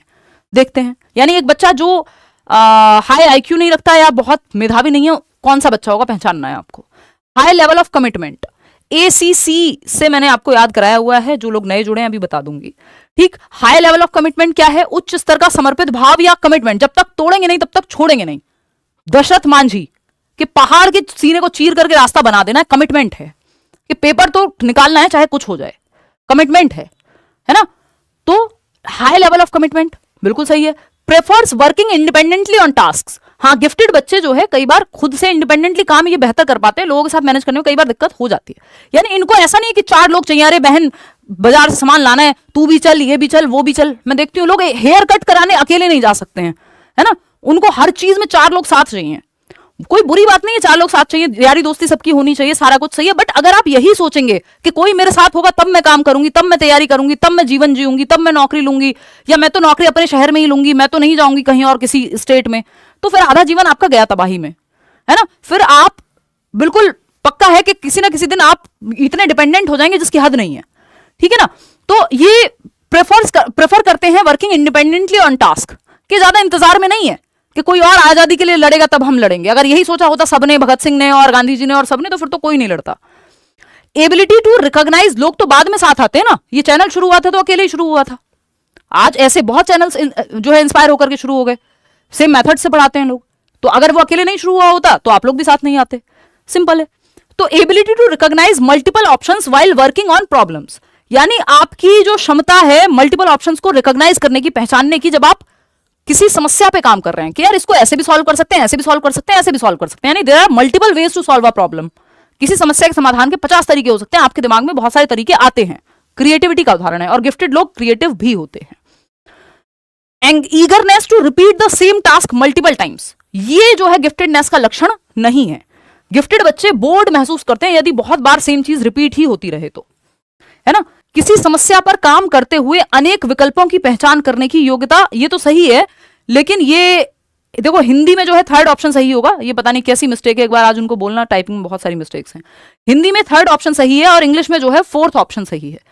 एक ही काम को अनेक बार दोहराने की व्याकुलता, ये नहीं होती इनमें कि eagerness to repeat the same task multiple times, बल्कि गिफ्टेड बच्चा या हाई आईक्यू वाला जो बच्चा है वो बोर्ड महसूस करेगा यदि आप बहुत इजी टास्क उसको देंगे क्लास में। तो इसलिए higher order thinking skills, HOTS वाले क्वेश्चन आपको गिफ्टेड बच्चे को देने होते हैं ताकि उसको चैलेंजिंग टास्क मिलता रहे, और उसका क्योंकि दिमाग का लेवल ज्यादा है, वो चीजें जल्दी कर लेता है, डिफिकल्ट प्रॉब्लम्स को भी इजीली सॉल्व कर लेता है। तो आपको उस लेवल के क्वेश्चंस, तभी आप देखते हैं गिफ्टेड बच्चा क्या है, ओलंपियाड में भी जा रहा है, कहीं और कॉम्पिटिशन हो रहा है वहां भी जा रहा है ना। क्योंकि अगर आप उसको सेम तरह का टास्क देते रहेंगे तो वो बोर्ड महसूस करेगा, उसको चैलेंज चाहिए। जैसे ये सिलेबस चेंज नहीं हो रहा तो थोड़े बहुत बोरियत तो सबको ही होती है भाई, मुझे भी होती है। तो अगर हम देखें, लेकिन काम है, ड्यूटी है, आप लोगों के लिए तो पहली बार है ना, ये आप लोगों का पेपर निकल जाएगा, सुकून है। तो अगर हम देखें eagerness to repeat the same task, ये कोई गिफ्टेडनेस का उदाहरण नहीं है। बाकी तीनों हैं कि मल्टीपल तरीके ढूंढ लेते हैं किसी काम को करने का, इंडिपेंडेंस अच्छी खासी होती है, कमिटमेंट का लेवल हाई है, और 3 तरीके हैं, ये एसीसी से आप पहचान सकते हो कि ये रेंजोली ने एक 3 रिंग मॉडल दिया है जिसमें ये 3 चीजें हैं। हाई एबिलिटी, यानी वो बच्चा जो गिफ्टेड है उसमें क्षमता ज्यादा है, किसी चीज को करने की एबिलिटी ज्यादा है, यानी जल्दी समझ जाता है, चीजों को जल्दी सीख लेता है। हाई कमिटमेंट, यानी चीजों पे टिके रहना।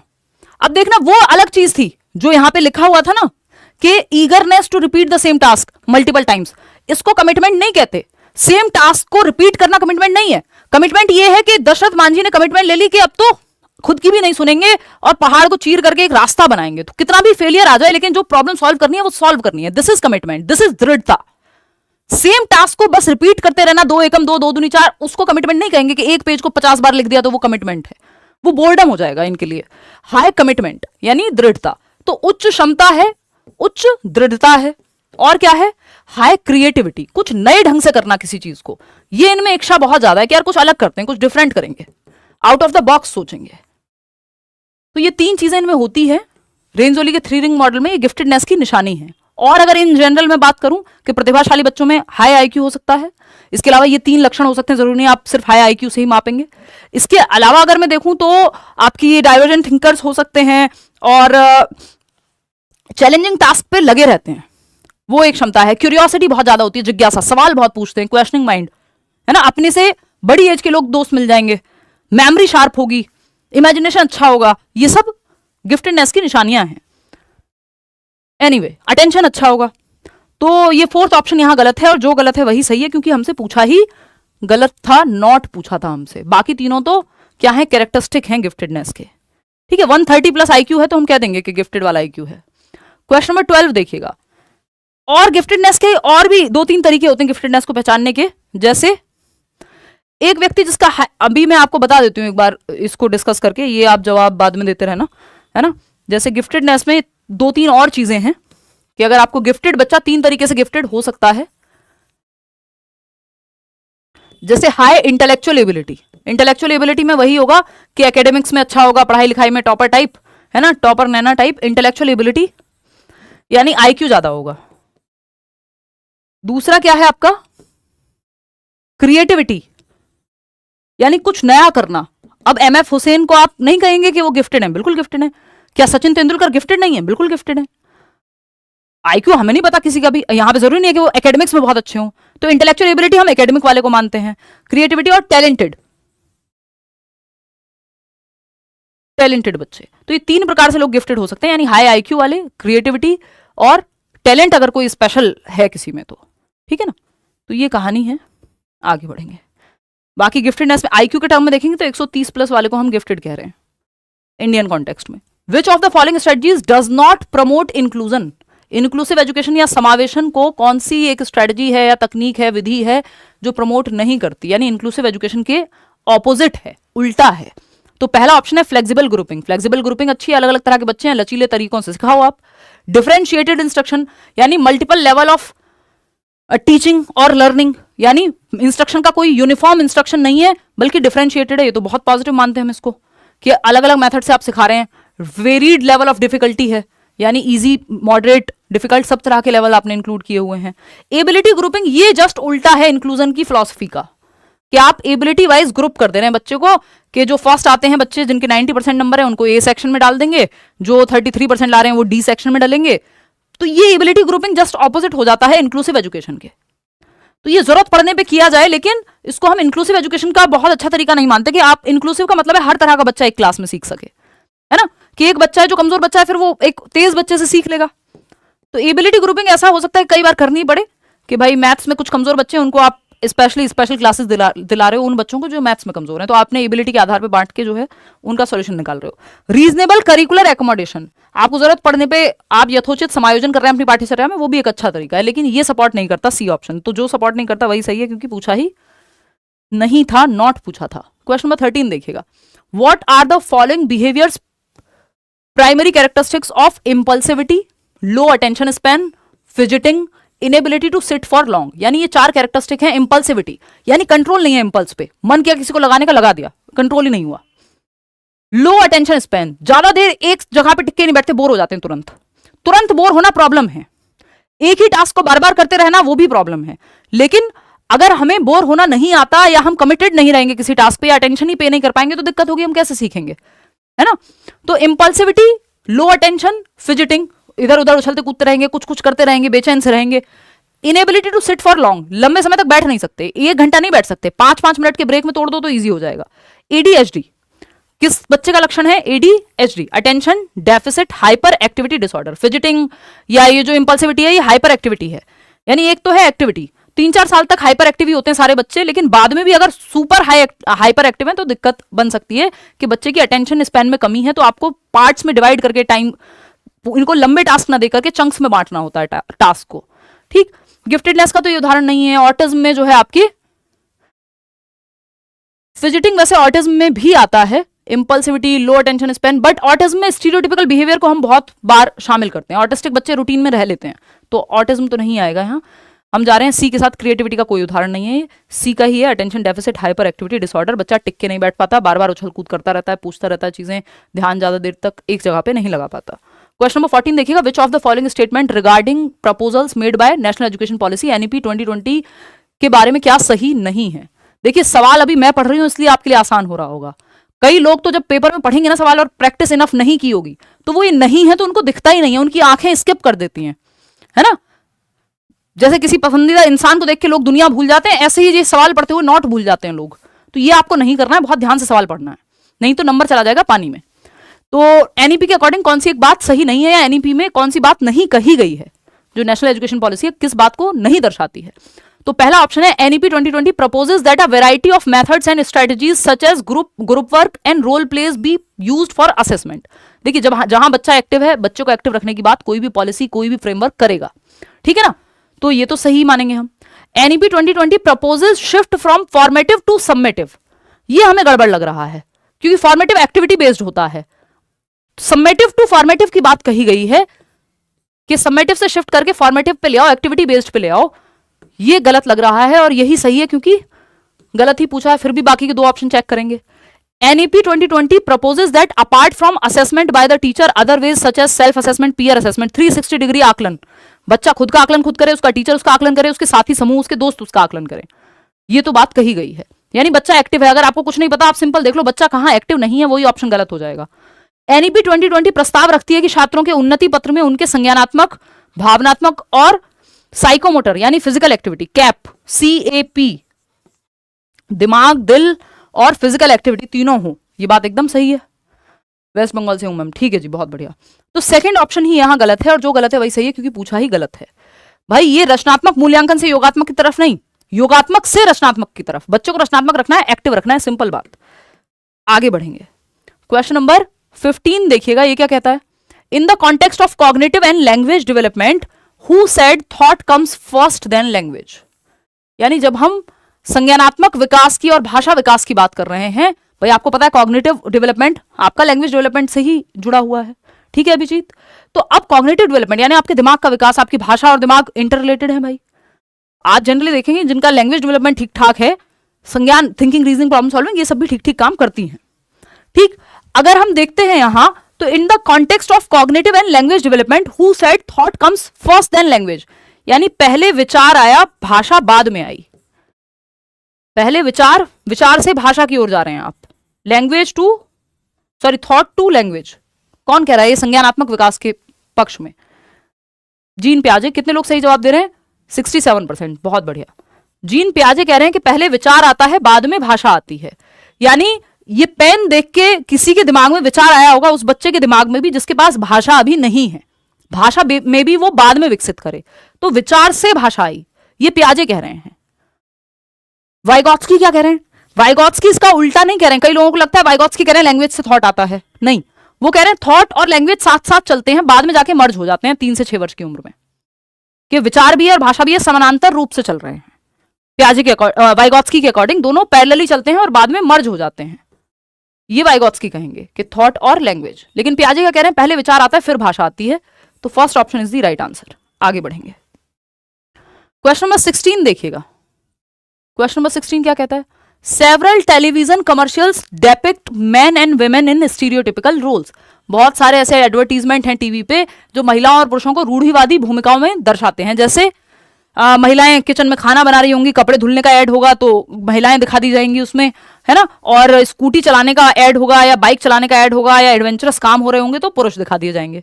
ये क्या है? स्टीरियोटिपिकल डिपिक्शन है, मतलब मेल्स के लिए या बॉयज मतलब ब्लू कलर और गर्ल्स मतलब पिंक कलर, स्टीरियोटाइप है, दिमाग में बिठा दो जबरदस्ती, रूढ़िवादिता है।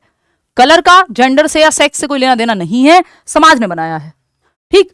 बहुत से टेलीविजन विज्ञापनों में पुरुष महिलाओं के उनके रूढ़िवादी भूमिकाओं में दर्शाते हैं, यानी जो चला आ रहा है, लॉजिक हो नहीं हो बस चला आ रहा है।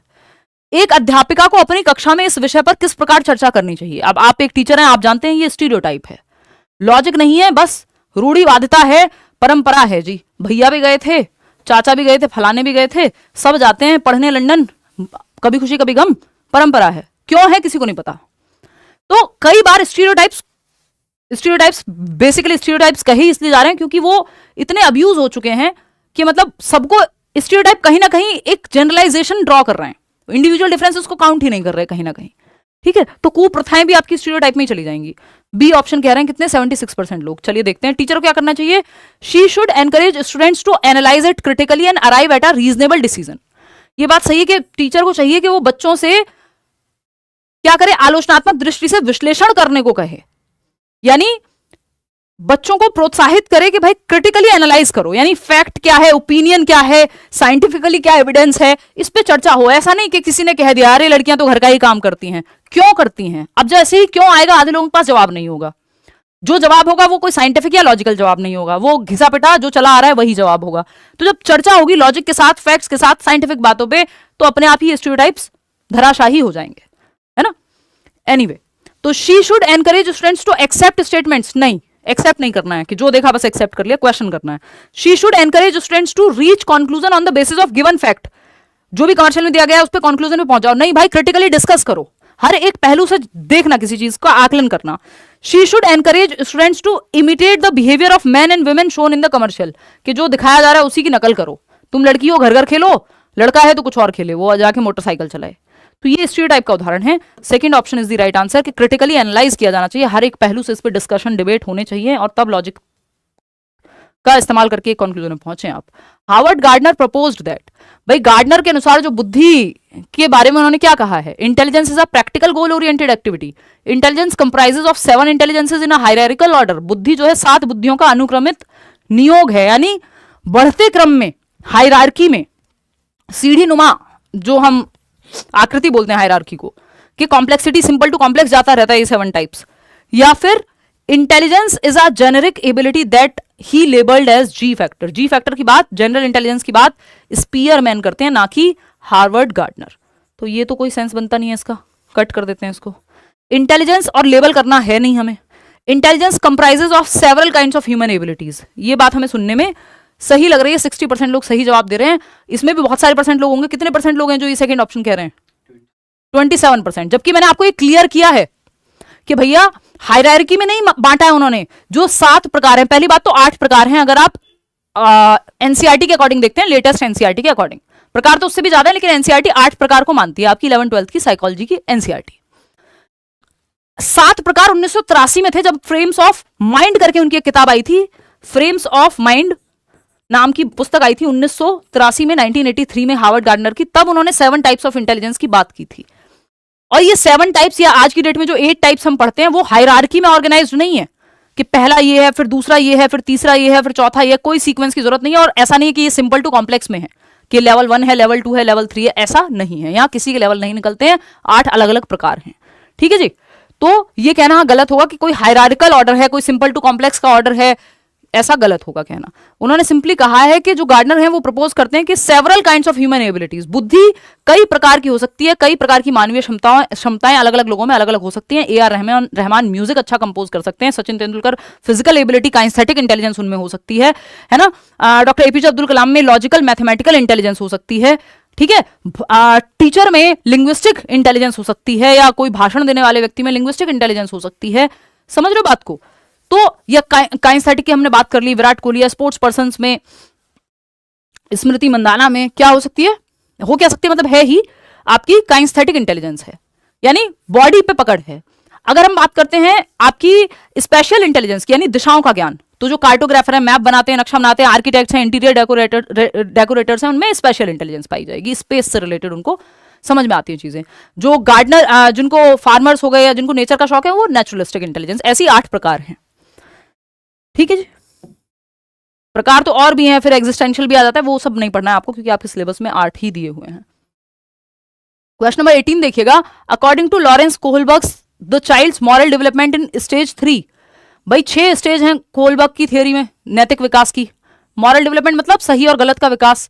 Maintaining mutual relation, the golden rule refers to the stage where, भाई आपको स्टेज 3 में जहां पे बात हो रही है कि maintaining mutual relations, good boy nice girl orientation, अच्छा लड़का अच्छी लड़की अभिविन्यास, mutual interest, tit for tat, जिसको हम नहीं, टिट फॉर टैट तो सेकंड हो जाएगा।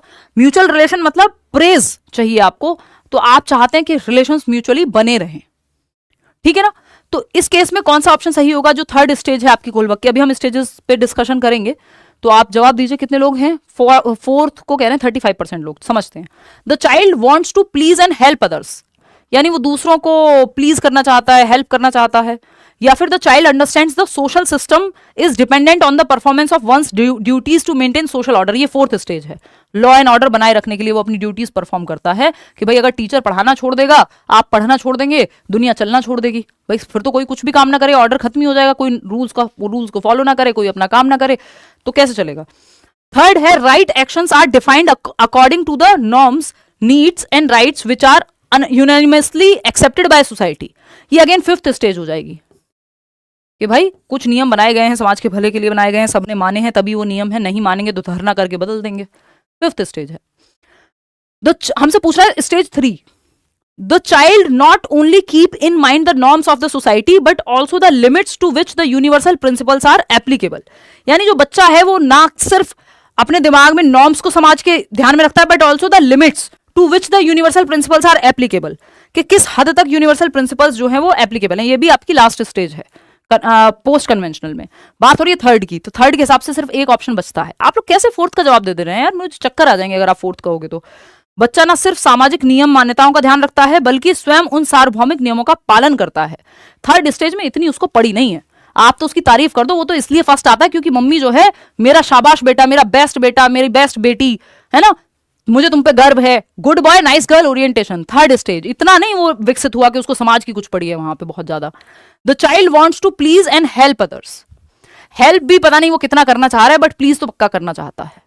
दिखाना एक बार ये लोग इतने उल्टे पुल्टे जवाब दे रहे हैं, क्यों ये फोर्थ ऑप्शन पे इतने अडिग हैं? ज्यादा एक्सप्लेन कर रही हूँ क्या मैं? कमेंट करके बताओ, ज्यादा एक्सप्लेनेशन हो रहा है, शॉर्ट करें या ठीक चल रहा है? करो कमेंट में, एक बार देख रही हूँ। मेरा गला जो है वो चला ही गया है, इतना मैं पूरी एनर्जी लग जाती है बोलने में ना। बेस्ट, अच्छा जी धन्यवाद। नींद में हो क्या? नहीं मैं तो नींद में नहीं हूँ, थकी हुई हूँ बस। या अपना बता रहे हो? अपना बता रहे हो तो बात अलग है। देखो अपना बता रहे हो तो कोई क्या ही करेगा इसमें। 47% मैं रो दूंगी अगर आपने और थोड़ी देर तक यही जवाब दिया तो।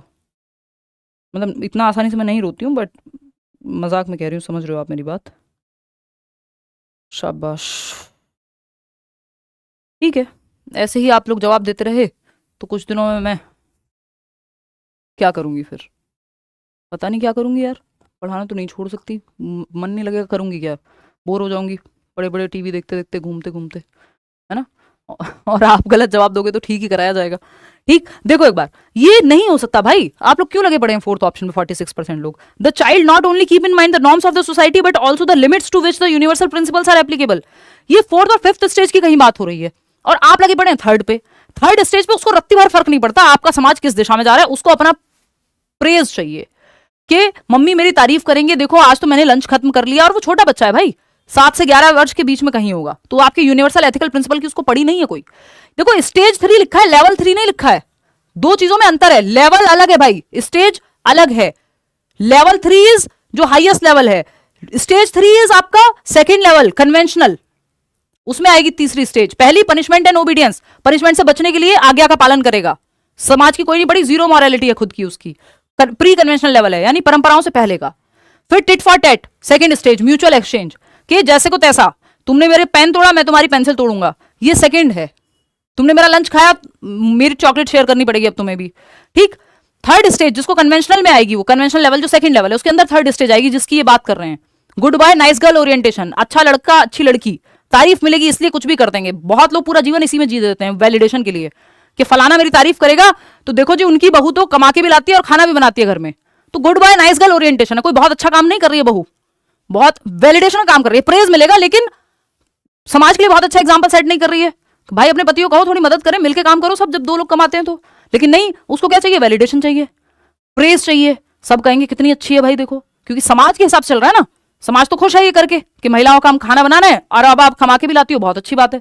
तो इसमें चेंज पे तो आपका ध्यान ही नहीं है, आप तो नाइस गर्ल गुड बॉय बनने के चक्कर में है। फोर्थ ऑप्शन है लॉ एंड ऑर्डर के जो नियम है उनको बनाए रखना, समझ रहे हो? तो ये वहां तक तो पहुंचे नहीं है, तो थर्ड स्टेज पे अटके पड़े हैं कि child wants to please and help others, इसलिए वो मेंटेनिंग म्यूचुअल रिलेशन कि जैसा है चलता रहे। ये अगर आप इसको ऐसे देखोगे तो जो स्टेज 3 है, यहां है हम कहीं, good boy nice girl orientation 8 से 11 या 13 वर्ष का बच्चा है, इससे आप क्या यूनिवर्सल एथिकल प्रिंसिपल की एक्सपेक्टेशन रख रहे हो जो आप फोर्थ आंसर जवाब देने में लगे हुए हो है? वो तो अडल्टहुड की तरफ जाते जाते आएगा, जो सोशल कॉन्ट्रैक्ट और प्रिंसिपल है। ये स्टेज 2 आप जानते ही हैं, पनिशमेंट से बचने के लिए कोई काम कर रहा है वो 3 से 7 वर्ष में, 4 से 8 भी कह देते हैं, और सेल्फ इंटरेस्ट म्यूचुअल इंटरेस्ट, कुछ मिलेगा इसलिए वो कुछ कर रहा है। पॉकेट मनी, मेरे को कुछ मिलेगा तो मैं बिस्किट लाऊं दुकान से, अगर एक बिस्किट मुझे भी मिले, एक किंडर जॉय मुझे भी मिले, तब तो मैं कोई काम करूं। Self interest second stage. तो ये थर्ड है कि वो प्रेज के लिए कोई काम करना चाह रहा है, स्टेज 3 की बात हो रही है। आप लेवल 3 समझ ले रहे हैं भाई, एक लेवल में 2 स्टेज आती हैं, तो तीसरी स्टेज किस में आएगी? सेकंड लेवल में आएगी। तो ये स्टेज 3 की बात हो रही है, ना कि लेवल 3 की। एनीवे आगे चल के करेंगे इस पे भी क्वेश्चंस, मतलब ये थियरी को डिस्कस कर लेंगे। क्वेश्चन नंबर 19 देखना, according to Lev Vygotsky which of the following factors influence learning? अधिगम को प्रभावित करने वाले कारक को आपको पहचानना है, यानी सीखने को प्रभावित कौन सा कारक करता है? सब कुछ ही करता है, ऐसा कोई कारक नहीं है जो सीखने को प्रभावित ना करे, अनटिल अनलेस बस बात हो रही हो बच्चे की सोशियो इकोनॉमिक स्टेटस की। उसको आप ये नहीं कहेंगे कि इसकी वजह से नेगेटिवली प्रभावित करे, मतलब आप ये नहीं कहेंगे वो सीख नहीं सकता, प्रभावित तो वो भी करता ही है कहीं ना कहीं, बट वो सीख सकता है। ठीक है जी, जल्दी से बताओ।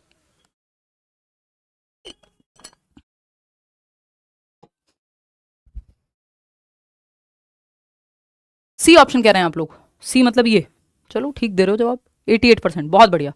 बिल्कुल, वाइगोत्स्की की बात आती है, सिंपल 3 फैक्टर्स हैं, सोसाइटी, कल्चर और लैंग्वेज, समाज संस्कृति, और इनकी थियरी का नाम है सामाजिक सांस्कृतिक सिद्धांत या उपागम, यानी बच्चे के दिमाग का विकास समाज, संस्कृति और भाषा, जो कि ग्रेटेस्ट टूल कहते हैं कि लैंग्वेज के माध्यम से आप अपने दिमाग का विकास कर सकते हो। तो ये तीनों चीजें हैं, लेकिन ये कोई नेगेटिव रीइंफोर्समेंट पनिशमेंट की बात ये नहीं करते, वेरी गुड शाबाश ये सब की बात ये नहीं करते। तो फर्स्ट सेकंड थर्ड जो कि थर्ड ऑप्शन में ही अंतर्निहित है। आगे बढ़ेंगे, क्वेश्चन नंबर 20 देखिएगा। क्वेश्चन नंबर 20 देखिएगा, अकॉर्डिंग टू जीन पियाजे which of the following questions will be answered only by the children in formal operational stage?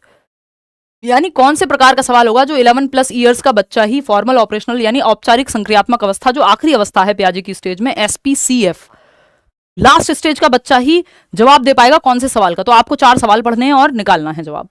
Raunak 8 11 chocolates, रौनक एक बच्चा है जिसने कुछ 11 चॉकलेट खाई। His sister 8 twice as many, यानी उसकी सिस्टर ने डबल खा ली, 22 खा ली होंगी। How many chocolates they both 8 in total? तो 22 + 11 करना कोई इतना मुश्किल काम है?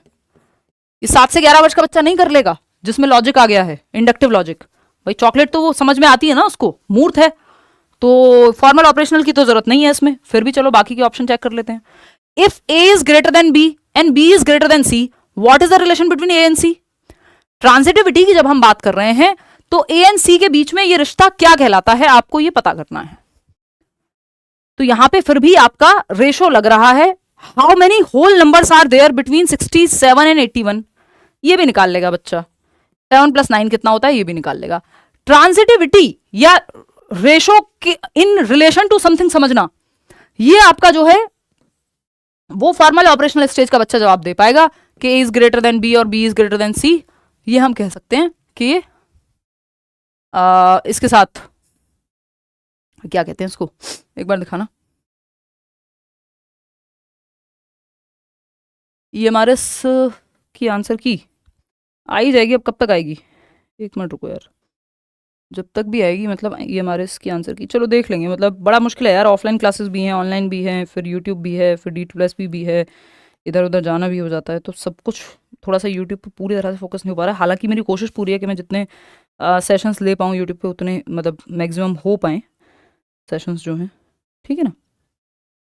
मेरी तरफ से जो है बेस्ट है कोशिश, ठीक। चलिएगा आगे बढ़ेंगे, चलिए ठीक है, सही दे रहे हैं जवाब। आगे बढ़ेंगे, which principle of development does the following example illustrate, यानी ये कौन सा उदाहरण जो है प्रिंसिपल कौन से सिद्धांत का इलस्ट्रेशन है यहाँ पे, ये इन लाइंस में कौन से विकास के सिद्धांत की बात हुई है। The development of a child does not take a straight path, it turns back and moves and then moves forward again, यानी कोई स्ट्रेट लाइन का पाथ नहीं अपनाता। डेवलपमेंट का जो चार्ट है, डेवलपमेंट की जो प्रोसेस है, ये आगे बढ़ती है फिर पीछे आती है, आगे बढ़ती है फिर पीछे आती है और फिर से आगे बढ़ती है, यानी स्पाइरल वर्सेस लीनियर डेवलपमेंट की बात हो रही है। तो प्रिंसिपल ऑफ स्पाइरल एडवांसमेंट, कि एक स्टेज में बच्चे का विकास आगे बढ़ता है ना, वर्तुलाकार विकास कहते हैं इसको, और फिर पीछे आता है। यानी एक स्टेज में आगे बढ़ा मतलब दांत निकले बच्चे के, दूध के दांत, फिर दूसरी स्टेज में दांत गिरने शुरू हुए, तीसरी स्टेज में फिर से आगे जाएंगे, पक्के दांत आने शुरू हो गए। तो बैक एंड फोर्थ, आगे पीछे, move forward then backward then forward, consolidate करके पक्का होकर अगली स्टेज में फिर से आगे जाएगा।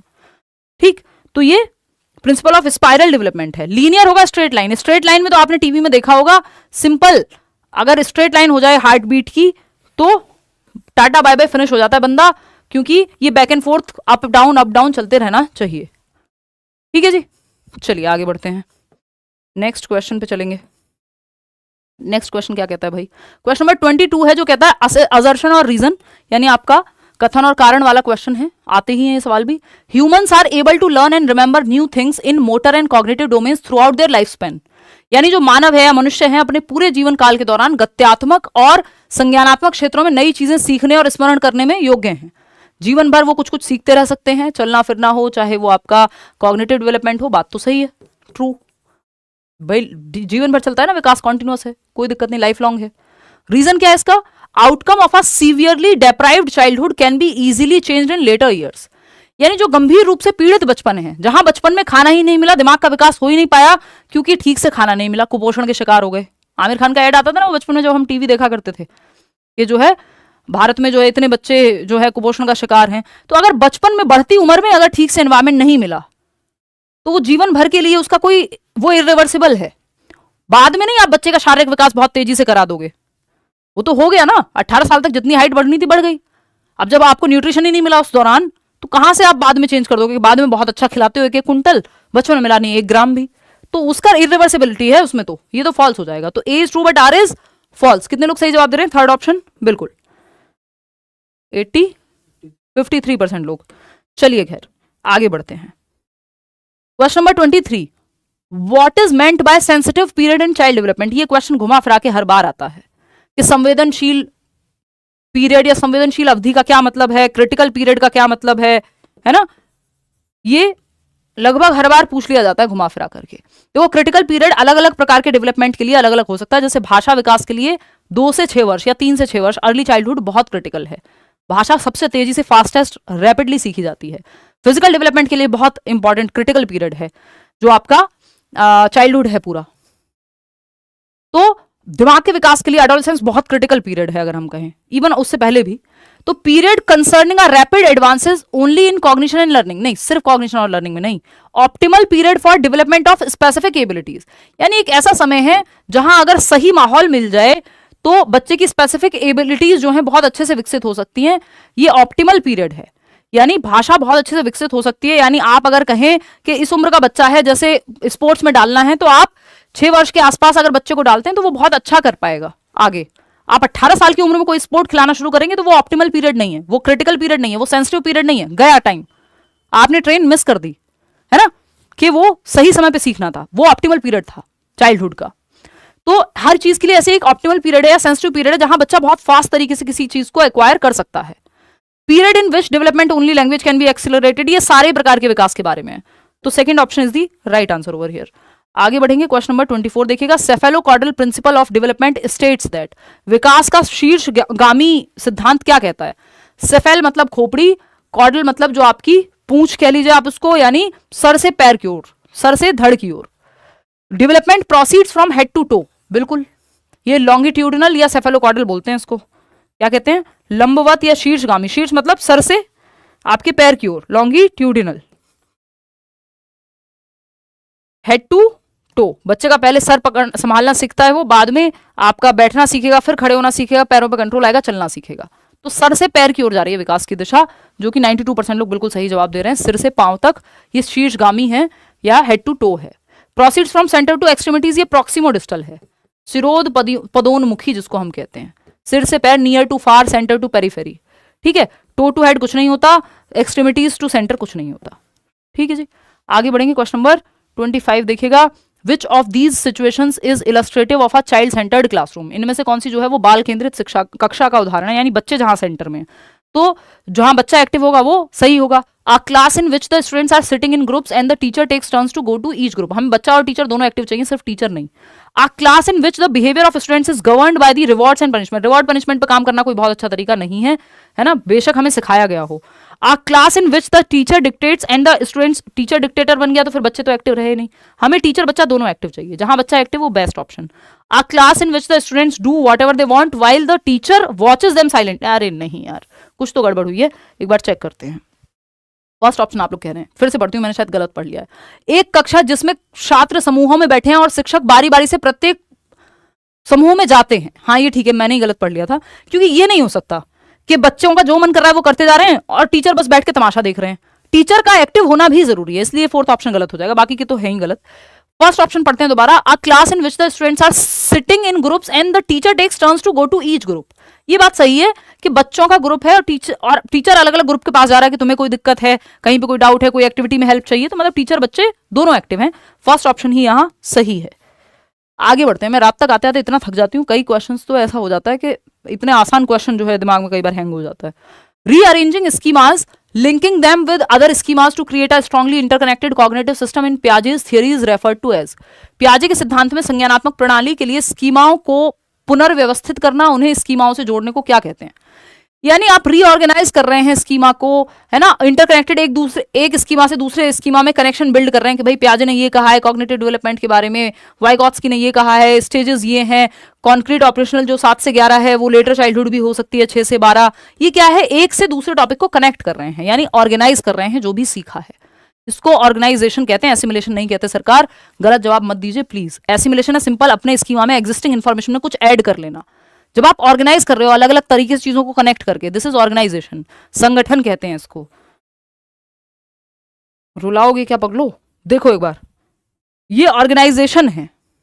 अडेप्टेशन और ऑर्गेनाइजेशन दो प्रोसेसेस होती हैं आपकी इक्विलिब्रेशन में, और अडेप्टेशन के अंदर एसिमिलेशन और एकोमोडेशन आ जाते हैं। ऑर्गेनाइजेशन अलग रहता है कि ब्रेन में जो भी चीजें हैं, जैसे आप अलमारी में कपड़े ऑर्गेनाइज करते हो, ऐसे ब्रेन में इंफॉर्मेशन को या कॉन्सेप्ट्स को ऑर्गेनाइज करते हो इंटरकनेक्टेड रखने के लिए, कि एसपीसीएफ से आपने चीजें याद रखी हुई हैं, ऑर्गेनाइज किया हुआ है दिमाग में थियोरी को, एक से दूसरा कॉन्सेप्ट। स्कीमा मतलब जो भी आपके स्टोर्ड इंफॉर्मेशन है, और इस पर अलग से किसी दिन चर्चा करेंगे पियाजे की थियोरी में। To ensure focus on assessment for learning rather than assessment of learning, it is important to include. यानी अगर हम बात करते हैं कि सीखने के लिए आकलन के बजाय सीखने के लिए आकलन पे ध्यान केंद्रित करना है, फॉर लर्निंग यानी during teaching learning process, feedback के लिए सीखना। ऑफ लर्निंग तो सिंपल जजमेंट है एक तरह का, कितने % नंबर आए फाइनल एग्जाम में, वो ऑफ लर्निंग है। सेल्फ असेसमेंट फॉर लर्निंग का उदाहरण है, बिल्कुल स्वयं आकलन। पीयर असेसमेंट फॉर लर्निंग का उदाहरण है, एक्टिव है बच्चा। और क्वांटिटेटिव फीडबैक, हाँ हो सकता है।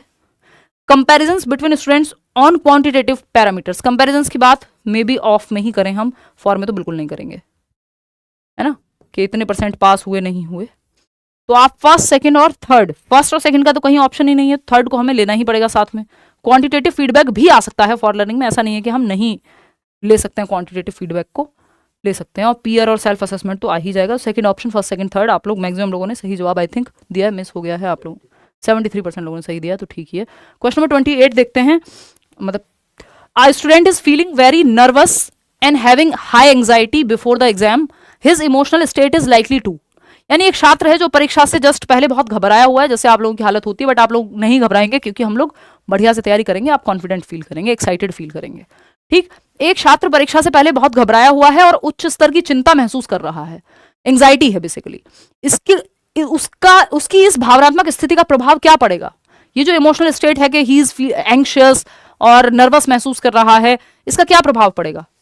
अगर आप पॉजिटिव इमोशंस फील करेंगे तो आप पॉजिटिवली, आपका दिमाग काम करेगा। कॉग्निशन और इमोशन जो है एक दूसरे को प्रभावित करते हैं, एक नंबर का टॉपिक है कि आप जैसा महसूस कर रहे हैं वो आपके दिमाग को भी प्रभावित करेगा।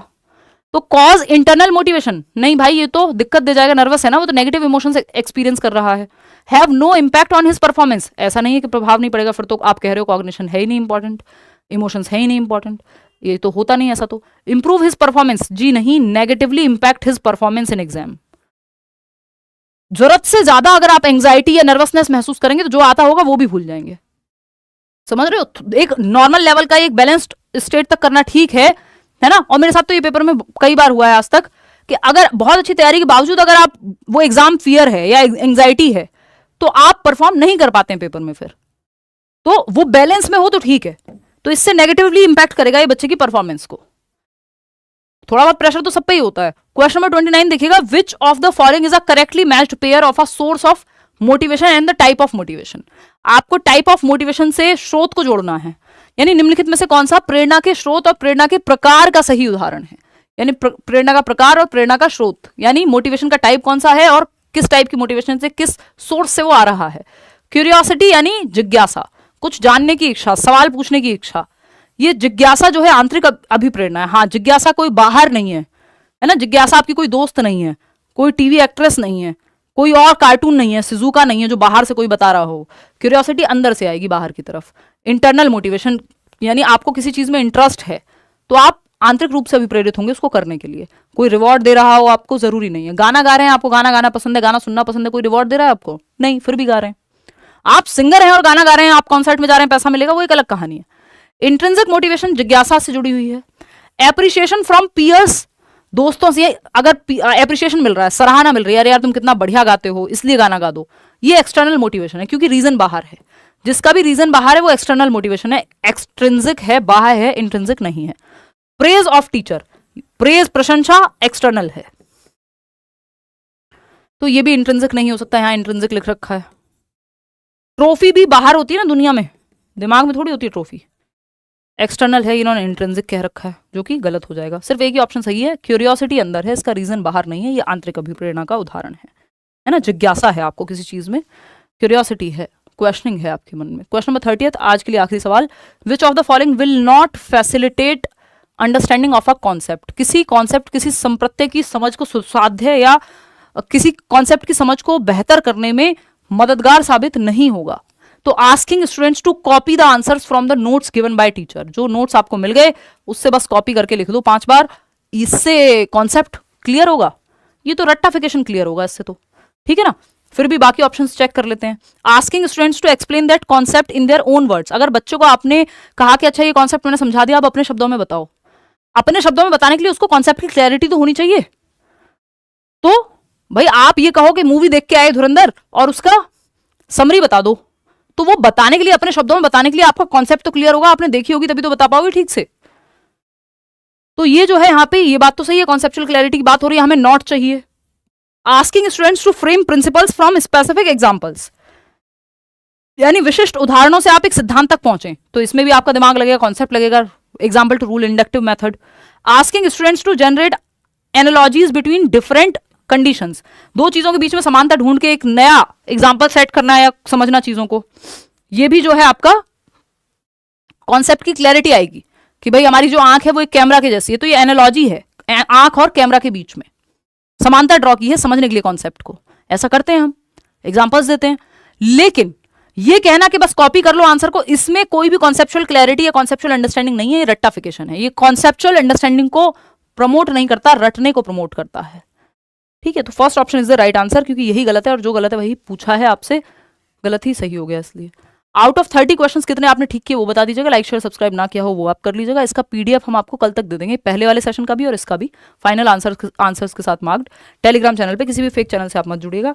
अगर आप बैच में एनरोल होने के इच्छुक हैं तो आप करियर विल ऐप डाउनलोड करके टीचिंग सेक्शन में जाके जो भी टीचिंग के बैचेस हैं, चाहे वो केवीएस का हो, चाहे वो सीटेट का हो, चाहे वो आपका ये हमारे तो अब हो ही गया एग्जाम, कोई भी पेडागोजी स्पेशल हो, D2+B का हो, ठीक है, तो वो आप एनरोल कर सकते हैं। पेडागोजी स्पेशल में सिर्फ सीडीपी पढ़ते हैं हम डिटेल में। चलिए आज के लिए इतना ही। आउट ऑफ 30 कितने क्वेश्चंस ठीक हुए हैं वो आप कमेंट्स में बताएंगे, जो कि आप बता भी रहे हैं, कोई 27 बता रहा है। सवाल कैसे लगे वो आप बताना, धीरे धीरे जो है। हालांकि मैंने इसी तरह का लेवल रखा है कि मिक्स्ड क्वेश्चंस हैं, आसान भी मिलेंगे मुश्किल भी मिलेंगे, और अगर जिसको मुश्किल नहीं लग रहे हैं तो इससे मुश्किल फिर नहीं पूछे जाएंगे, ये मान लेना। क्योंकि जितने मुश्किल सवाल आते हैं, सारे पेपर में मुश्किल सवाल नहीं आते, 2-4 सवाल मुश्किल आते हैं, तो वो लेवल जो है बिल्कुल उसी तरह का मेंटेन है जैसा पेपर में पूछा जाता है, ठीक है। आउट ऑफ 30 कितने ठीक हुए वो आप बता दीजिएगा। आज के लिए इतना ही, थैंक यू सो मच। कल मेरी पूरी कोशिश है कि हम 9 बजे मिलें, 9 सवा 9 जल्दी कोशिश करूंगी कि क्लास शुरू कर दूं, तो लेट हो जाता है रात को उस टाइम तक। और हाँ, I am trying my level best कि मैं मैक्सिमम क्लास ले सकूं, एटलीस्ट हफ्ते में 3 दिन क्लास यूट्यूब पे हो पाए, है ना। चलिए अगले हफ्ते मैं घूमने भी जा रही हूँ, तो तब थोड़ी छुट्टियाँ होंगी। चलिए टेक केयर, बाय बाय, धन्यवाद, बाय। कमेंट्स में बता दीजिएगा कितने नंबर आए, और कहीं कोई डाउट हो तो वो भी